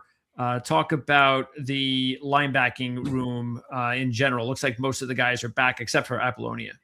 Yeah, Apollonia was a guy who can really fill the need for Syracuse. Last year, the linebacker struggled in coverage, and that's where he kind of excels. Both he and Antoine Delorier made Bruce Feldman's freaks list. So 2 out of the 3 linebackers being on the freaks list is a good sign for kind of who Syracuse has at that position. Delorier is a true sophomore who played as a freshman, really strong against the run. Be curious to see how he develops in this defense, if he can become a little bit better in space and in coverage. But Apollonia had 2 interceptions in the spring game. Looks like a guy that knows the system and is going to kind of quarterback the defense because he's familiar with what Karras did at Toledo. And I think for Syracuse fans, like that back group, the linebackers and the secondary, excite you if the defensive line can take a step forward.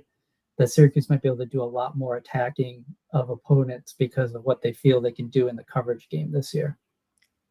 Who were the 2 freak list linebackers? Apollonia and Delorier.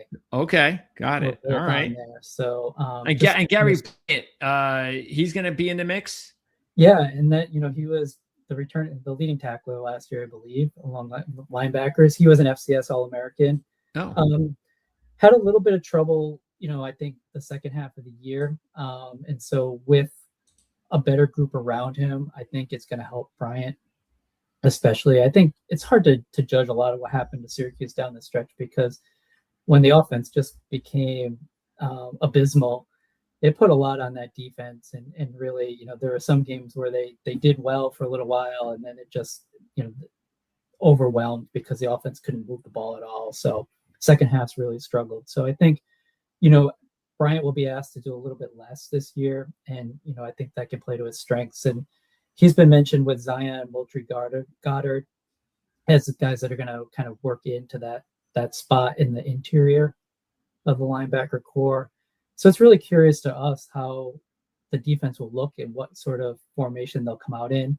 Will Keyshawn Johnson and Tremble, will those guys be used as ends or will they be used as stand-up linebackers?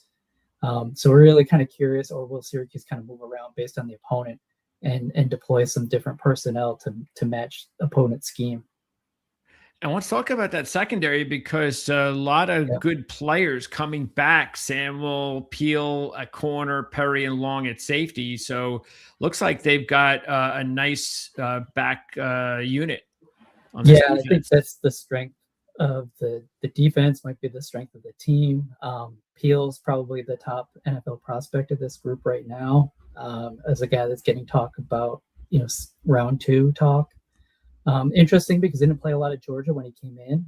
And so, really stood up well, making that transition. And then Samuel is 18 years old heading into a second year of college football. And so just that experience last year, I think he's going to be a much better player. He got picked on a lot, had some rough spots from time to time, but I think he's ready to make a bigger leap forward. And that duo, if they can hold up in man coverage, that allows the defense a lot more flexibility. Who was the top safety on the team? So Cornell Perry was the top tackler.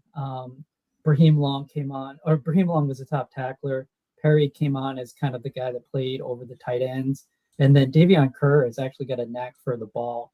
And so those three guys could push to have a 4-2-5 defense because of their ability to tackle and cover and be able to go after it and make some plays in the secondary. Fran Brown really likes Kerr. He's got a twin brother that's a running back. They're guys that came out of a Connecticut prep school that weren't highly recruited, but just seem to have a knack to make plays. And he's been around the ball a few times in his career. Made the game sort of clinching interception last year at Clemson. Had an interception of Fernando Mendoza at Cal 2 years ago.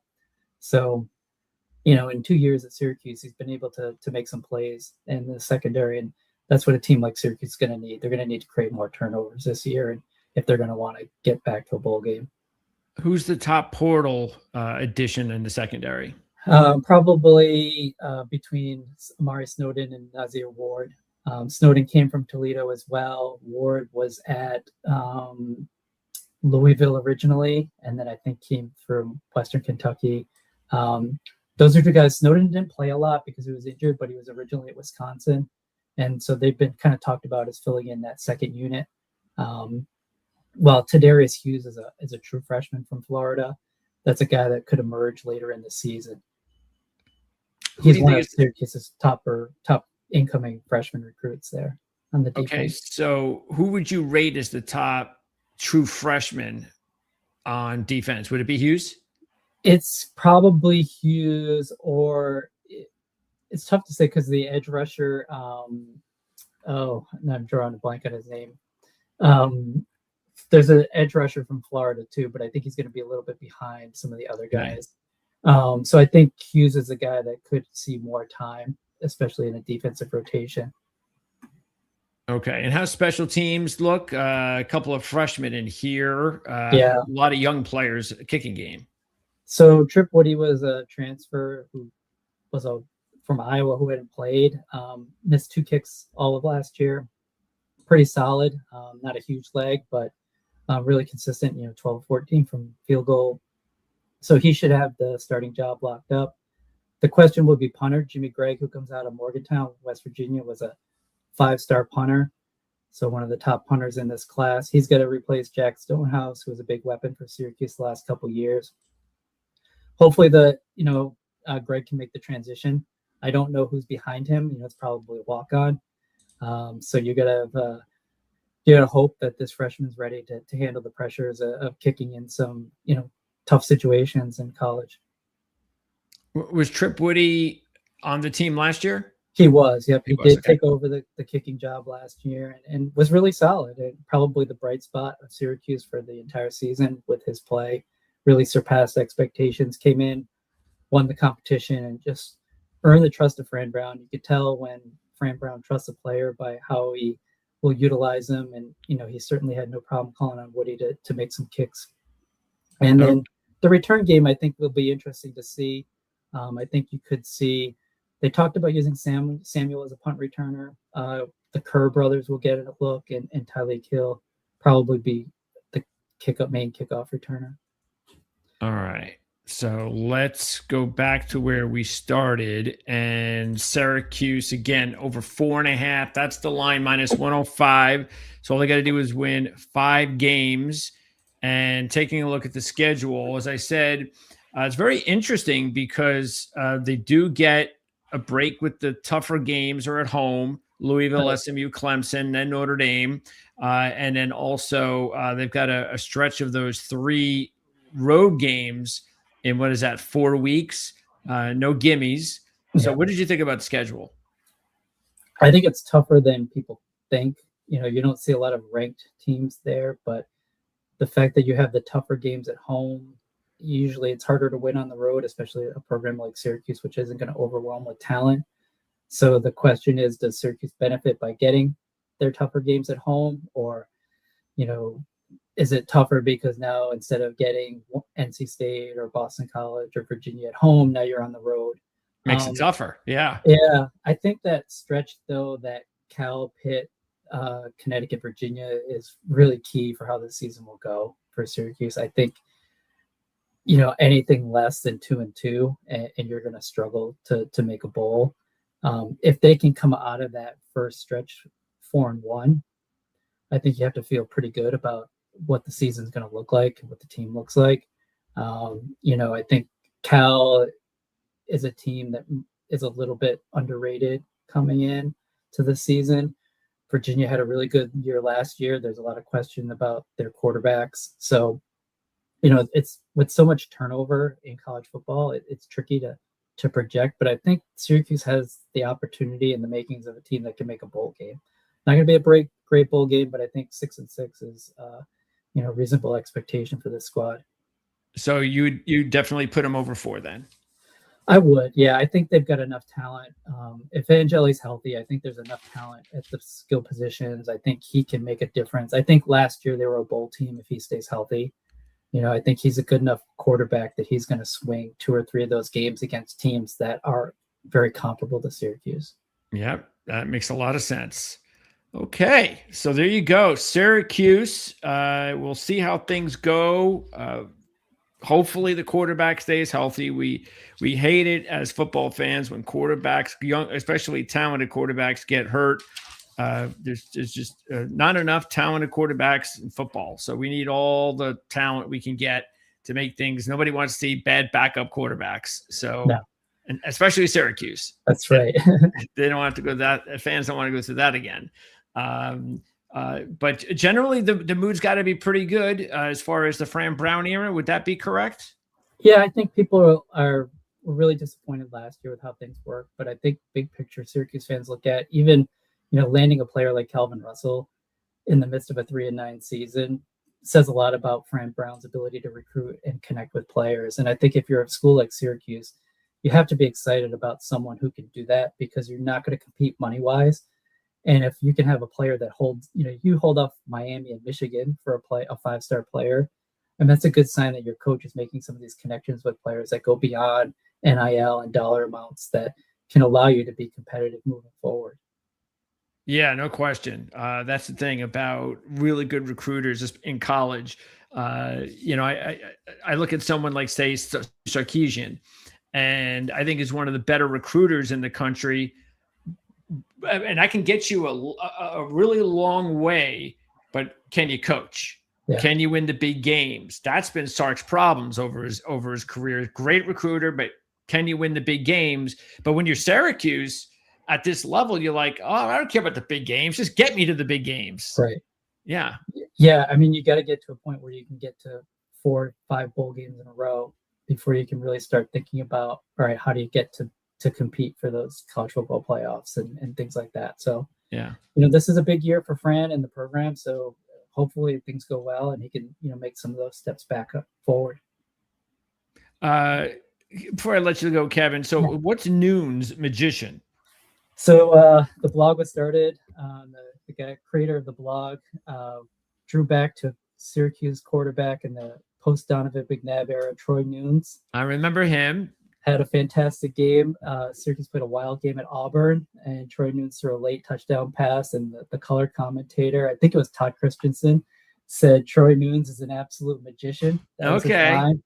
And back when Sean Keeley, who created the blog, decided to start it, he went with that as the title. So we've stuck That's creative. With it. Yeah, different then. Had to deal with some, and Troy Nunes has luckily been good-natured about it. Sure, why not? Keeps his name alive in the Syracuse fans, and so yes, a nod to a really quirky game in Syracuse college football history. That's awesome. All right, Kevin, thanks a lot. We'll see how the season goes, and maybe if things happen the way they were last year before the injury to Angeli, and things are looking good, maybe we can get you on and give you a game or two this season. Sounds great. Thanks, Greg. Thanks, Kevin. All right, Kevin Wall, who was very patient. We had some delays early on with some Wi-Fi problems with our Virginia Tech analyst, Adam Firebaugh. But Kevin was patient enough to hang on and update us on Syracuse football. So, yeah, very interesting couple of teams here in the ACC. Very interesting long shots. I don't know how I'm going to fit them in overall. I'm a little bit concerned from the Virginia Tech side. I'm a little bit concerned with the injuries. Matter of fact, I'm actually a little bit concerned with the injuries for both teams. Look, and I can't say this enough. Every single offseason, I'll say it 100 times. When we started this in May, if you look at it, maybe that's like the offseason. Right around April, May, spring football till fall camp and the beginning of the season, every single offseason during that stretch, you have to avoid injuries. And when you have so many different teams and there's so much uncertainty and you're just trying to figure things out with all the new players and coaches and everything, the one equalizer, injuries. And that's something that, especially when you're handicapping and you are trying to figure things out, it's a lot easier to go, well, I like these teams. I like these two teams. I'm trying to figure out which one I'm going to pick over the other. And the injury department makes it easier to go, yeah, this team's got more injury concerns. So that'll be the equalizer for me. And now I'm going to raise this team up. That doesn't always guarantee anything, but again, you'll also learn if you're just with us. For me, it's about the law of averages. It's about the law of averages and it's about value. Those are the things I cherish the most as an analyst and a handicapper: averages and value. And that's why when I look at these two teams, I see injury concerns. You got new systems in place. That's going to take a while. Virginia Tech on their side, a very difficult schedule. Syracuse schedule, as Kevin said, there are some pitfalls there. You got those road games, that road month. You got those tough teams you got to play. You don't have to play Miami, but play a lot of other tough teams at home. But the thing that Syracuse has that not many other teams have, if he is healthy, is Angeli. And Angeli's the type of Kevin said it perfectly. That's the difference maker right there. That's the guy that on just about any week, not every week, but just about any week he'll play, he will go into these games and feel like there's an advantage. Like, for instance, let's see. Okay, so you're going to get advantage New Hampshire, advantage UConn. I'm going to go advantage Virginia. Do I go? Let me see which way I would go with Virginia. And let me go through these one by one. So let's see. I also want to see I just want to remember who they're dealing with too, who they're working with, I should say. So interesting enough that Holstein comes from Pitt, Pabula. We know what happened. They were a little bit disappointing with Missouri last year. Just take a look at the weapons. Yeah, I would definitely go with Syracuse there. Who else was I struggling with? Not struggling with, but who did I want some further? Louisville. That's right. Louisville's another interesting team. I know we haven't talked about Louisville for a while because we did the Louisville injury over a month ago. But Louisville is definitely in the mix. Out of sight, out of mind. That does not mean I will not be picking teams that we haven't talked about for a few months. But I mean, they have inexperienced quarterback play. I really like the running back, Isaac Brown. And look, this is a talented team, Louisville. This might be the most talented team that Jeff Brom has had. So there are possibilities there. But again, favor goes to Syracuse. So if we go through the first few games, it's going to be favored. I'm not going to favor him. That's my boy out in Cal, and even Pittsburgh.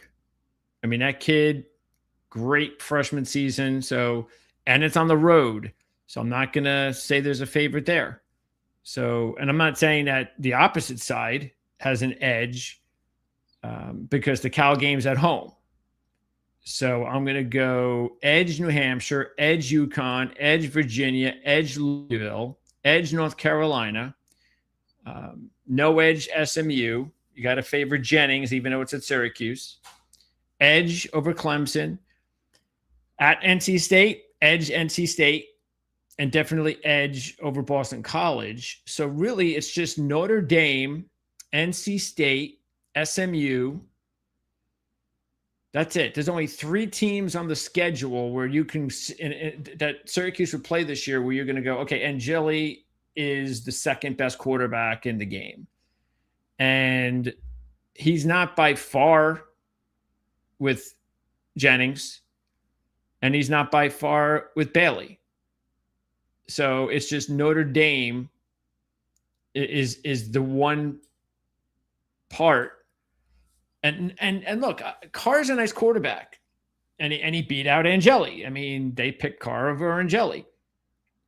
But still, I wouldn't necessarily say that Carr is like a major advantage over Angeli. It's just that Carr comes with Notre Dame. So, but again, just quarterback. Yeah, I'd still give the edge to Carr, but it's not by a wide margin. So really, there's no game this season that Angeli is going to play. He's not going, in other words, with as many great prospects that are going to be coming out this year in the draft, he's not facing one of them. Not one of them. So there's going to be a few games that the talent may be not on his favor, but just by a little bit. And for the most part, most of the games he's going to play, he will have the edge or it'll be even. And that means it comes down to, again, as Kevin said, he was clutch. He's demonstrated clutch ability. You know, he's a cerebral quarterback. He's accurate. And even though he may not possess NFL arm, there's a lot to like about the intangibles, especially in the ACC. Okay, we're not talking about the Big Ten or the SEC. This is the ACC. In my mind, it's the 4th out of the 4 Power 4 conferences this year. I like the Big 12 3rd, and I got the ACC 4th. And so I think that gives Angeli a shot. And it makes a lot of sense to me why Kevin would say 6 wins, makes sense, bowl team, if Angeli plays the way that he did last year before the injury, because you cannot predict another injury. I mean, sure, you can guess. That's what gambling is about. I'm going to gamble, whether it's with money or just with your, with your, what is the word I'm looking for? What's the word? It's reputation, I guess, is a good one. But I was looking for another word. So, yeah, you're gambling on your reputation as an analyst in this situation. But look, I think that for Syracuse, it's about taking that next step after the disaster of last season and getting to a bowl. And if they can do that, that'll be a successful season. And it'll be a successful season over the win total of 5 or 6 and at 105. So we're going to do that. We're going to go over 4.5 Syracuse minus 105.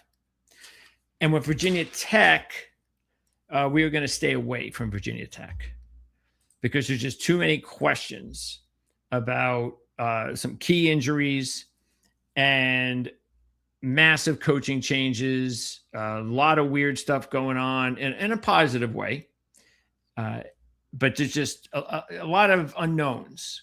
I mean, I don't like to hear that you're maybe your best defender, one of your best defenders is dealing with a knee injury where he could be out at any moment. That definitely scares me. And the line of scrimmage. I mean, the Virginia Tech line of scrimmage on both sides of the ball last year was just not good enough. And that's where the games are won and lost. And, for the same thing, Syracuse too. I mean, both of these teams struggled offensively up front. And there's really no indication that there's going to be a dramatic improvement yet. So that definitely would concern me. So that's why, look, I have no problem once again saying, like I said before, you're going to get some long shots and sleepers that are going to break through. And I have no problem if somebody says, I like Syracuse or I like Virginia Tech. Okay, I'm okay with that.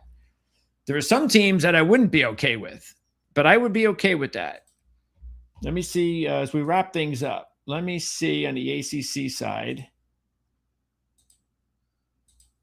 Let's see. Let's go through the potential sleepers. So you can't be a sleeper until I'll give you a sleeper here once we get to 19. And then the long shots start here. So the only sleepers you get are NC State, Pitt, Virginia, and maybe Virginia Tech. Those would be sleepers. And then long shots, you got FSU or later. But as far as the sleepers, I would definitely say Pitt, NC State. I mean, look, all four of those teams are in the running. Pitt, NC State, Virginia Tech. And at this point in time, I'm probably leaning towards Pitt, but we'll see. I'm not sold yet. Nowhere near locked, done, over. Long shot. This is a little bit easier. Okay, I've been high on Cal, as you know, because I love the quarterback. I love the new direction of the program, the new staff. That's going to be really big for them. So I like Cal. And I would also put in Wake Forest as my second long shot because they have one of the best defenses in the ACC and they're a well-coached team. So right now I'm leaning towards Cal, Wake as long shots, and maybe Pitt as a sleeper. Those are the three. But all these teams, the only teams that are not in the running would to win the championship or be a sleeper or long shot for me would be Clemson,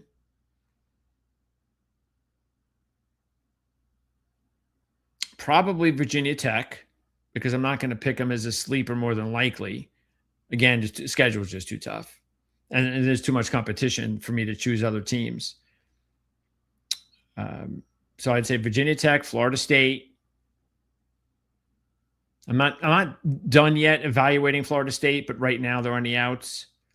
Georgia Tech, I've given you my explanation before about why Georgia Tech. I'm not completely saying no.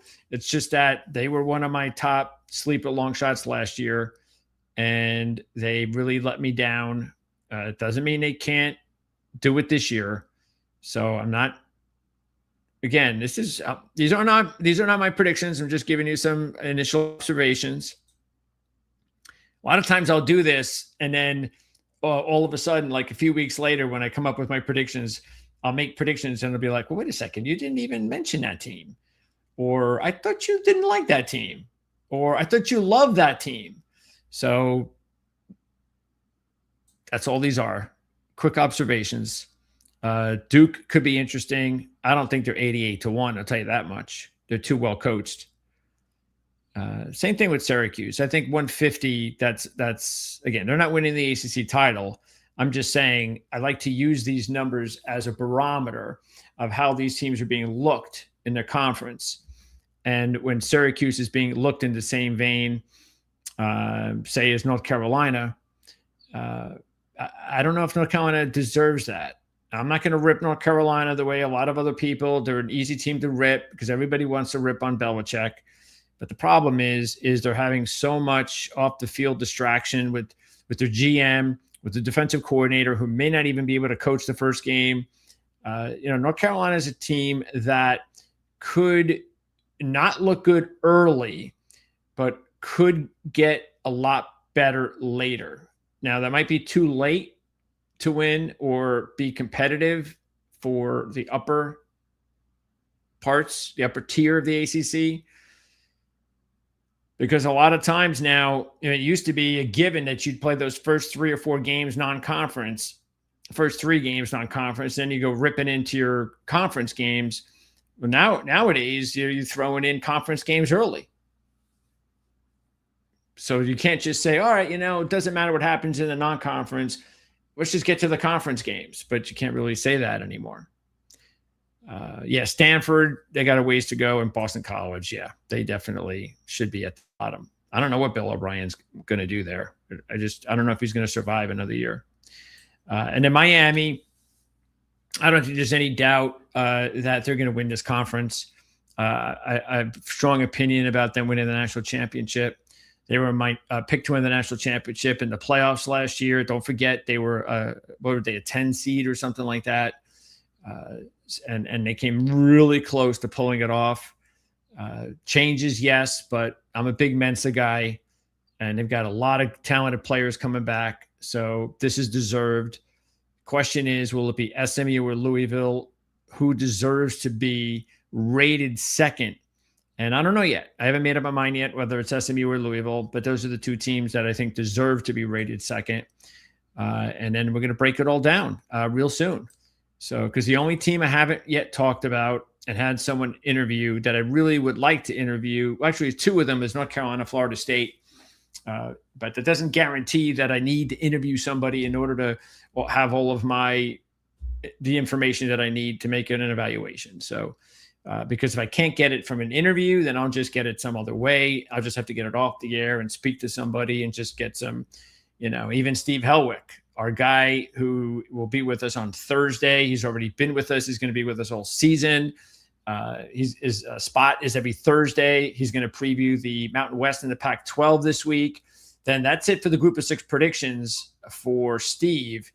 And then I will start doing my Group of 6 predictions pretty much right after that. Again, I'm trying to get the Big 12 in first this week, but Steve will be on every Thursday, and he travels every week, usually on Friday, to go to the Friday he travels to go to either the Friday or Saturday games every week. But then he'll be on with me on Saturday nights right around midnight. So we're going to talk college football every Saturday around midnight. We're going to take a look at the day's big events, the big plays, the big stories. Not just going to talk about the big games that everybody's talking about, because you already know about that. I'll have all the next week to talk about that. But we're going to kind of make sure, we'll touch up on if it's a big game and something happened, we'll have an instant evaluation and get into that. But really, it's going to be about giving a fair shake to all 138 teams and just deciding that week, who stuck out. And if it was Temple, then they might be one of the games and teams we talk about that week. And that's how that show is going to go. And then we'll have the all next week. I mean, Mondays we'll kick it off, recapping NFL and college football. So our format is going to be completely different when the season begins. So, you're seeing this particular format, 90% of it is interviewing, me getting facts and information about the teams that we dissect with our guests. That's our off-season format. That's the way I think it should be. I mean, what else are we doing here? It's the off-season. We do evaluation, then predictions, and then the season begins. And then it's all about what happened last week and what's coming up the next week. And that's what we're going to do. We're going to and then, yes, we're still going to do interviews, and we're going to talk to our contacts and say, hey, hopefully you can come on and talk about this week's game. We'll have them on for about 10 or 15 minutes. and move on to the next guest, or just move on to the next analysis of something that happened the previous week. And then once we get into Thursday and Friday, that's when we start talking about the games in college and the NFL for the next week. We do it all over again. So that's going to be the format when the season begins. So don't forget to subscribe to the channel. Sharing the video is awesome for us. If you can do that, that really helps grow the channel. And I need it to grow. So a lot of hard work gets into this. So financially, really putting a lot of effort into this. And I'm real hopeful that you guys appreciate it and you enjoy it. And if so, just sharing videos, liking videos, all that kind of stuff really helps to see that this grows and that we can continue to do this for a very long time and provide you with some really great insight from many, many, many, many analysts, because I've already spoken to about 85 football analysts since May. 85 minimum. It's more. So we're getting to 100 actually since May. So we get a wide variety of opinions, obviously. And then Steve and I will, Steve will be the only analyst on this network that'll be with me on a show every week. And that's it. So it'll only be Steve every week. It's possible we might hook up once again, still talking with Jim Feist, who is the legend of handicappers in the handicapping industry. If you don't trust me, look it up. Nobody had a bigger impact in the handicapping industry these last 40 years than Jim Feist. So I'm going to try to see if I can hook up with Jim every week for a 30-minute show. Maybe what we could do is similar to what we did in the 8 weeks that we previewed the NFL divisions. We did 8 weeks straight of division previews, and we hooked up with Proline TV, the channel. And so basically we collaborated with the channel. And so I was thinking about maybe doing that again with Jim. And if we do that, that would probably be on a Friday. And then I will get Jim's take on mostly the NFL, but we'll talk a little college as well, but mostly NFL with Jim, which I think would be fine. I think having Steve on to talk college and having Jim on to talk NFL, and then I'll fill in the gaps in between, including with my guests each week. So hopefully you'll be with us throughout the season, because it's going to be fantastic. This is going to be awesome. And if you're a football fan, then I think you're really going to enjoy it. And so we're also getting into fantasy. I have a dynasty league over with Draft Sharks. And Draft Sharks, they might not, everybody thinks fantasy and they're thinking about the fantasy games at DraftKings. Yeah, DraftKings has got major $1 million fantasy games, but Draft Sharks is the premier fantasy site right now. And that's just a fact. If you take a look at the industry leaders, as far as who is being given the awards for the last 3 or 4 years, I believe it's going on now, for the most accurate fantasy analysts in the business, it's been Draft Sharks. So I will be talking, matter of fact, again, we're partners. Ourlads and Draft Sharks are partners in a dynasty league. And so I will definitely talk some fantasy at some point. I'll look to get a couple of, maybe I can get on 1 or 2 of the dynasty owners on. I'd like to get at least, maybe I can get Jared on, who really is as big as a wig as there is over at Draft Sharks as far as content analysis and so forth. So hopefully I'll be able to get Jared on for one segment at some point before the season begins. But I'll definitely talk some fantasy, because I know there's going to be an itch out there by a lot of us to play fantasy sports each week. And so I'm going to try to incorporate that into our programming too. The same way I do with golf and NASCAR. I do that over on the Proline TV channel. When really get into golf early in the season, it's tough for me to do it during football season. But we'll do golf fantasy over on DraftKings, and then also NASCAR fantasy, which I do every week now. I've been doing that since, I've been covering NASCAR on a weekly basis for years. So we do that on Proline TV. I just did it earlier today. So we get right into the fantasy game. Matter of fact, I talk about the fantasy team alignment and put my team together on Saturdays after qualifying and practice each week. We do a show usually on Saturday nights. And so I'm already into the fantasy lineups, and we've done it in golf and NASCAR. And I have no problem with us figuring out a way to do some football lineups as well this year, and see if we could take advantage and make a little money. See if we can help you make a little money as well.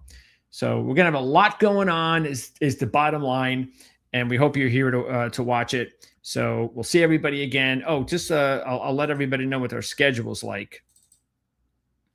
So our schedule, because we have NFL tomorrow. We got the Minnesota Vikings and the Dallas Cowboys tomorrow. So we're talking NFL. It's our first 2 NFL season preview interviews. So we're going to talk to Adam Patrick tomorrow on the Vikings, RJ Ochoa tomorrow on the Cowboys. That's our 4:00 show. Thursday, we're back to talking college football. I will be recording an interview on South Carolina on Thursday morning, so that should come out in a few days after that. I'm also going to be with Steve Helwig to preview the Mountain West and the Pac-12. Then it's back to NFL on Friday to talk the LA Rams. Now that'll be our 32nd preview of the NFL after the draft. But since it's so late in the game with the Rams, took us a long time to find Blaine Grizzak, who's going to come on. In other words, somebody to come on and represent the Rams, somebody that we liked, somebody that liked us. So that'll be on Friday. And we'll do a little bit of combo of draft offseason recap and then season preview with Blaine. So that'll be on Friday's show. And I don't think we have anything else lined up as of now after Blaine. So if we have open content after that, we'll fill it in. Get you. And I'd really like to do the Big 12 preview on that show. So I don't know. We'll see. Next week, we already have lined up Kentucky on Monday and Texas on Wednesday. And then in the NFL, next week, we have lined up the Cincinnati Bengals on Tuesday night and the Tampa Bay Buccaneers on Wednesday. So that's our upcoming schedule. You can bet we'll have more interviews that will pop up between now and next week that will add on. We'll update you accordingly. Thanks for tuning in. We'll see everybody again tomorrow back at 4:00 Eastern right here on the Ourlads Football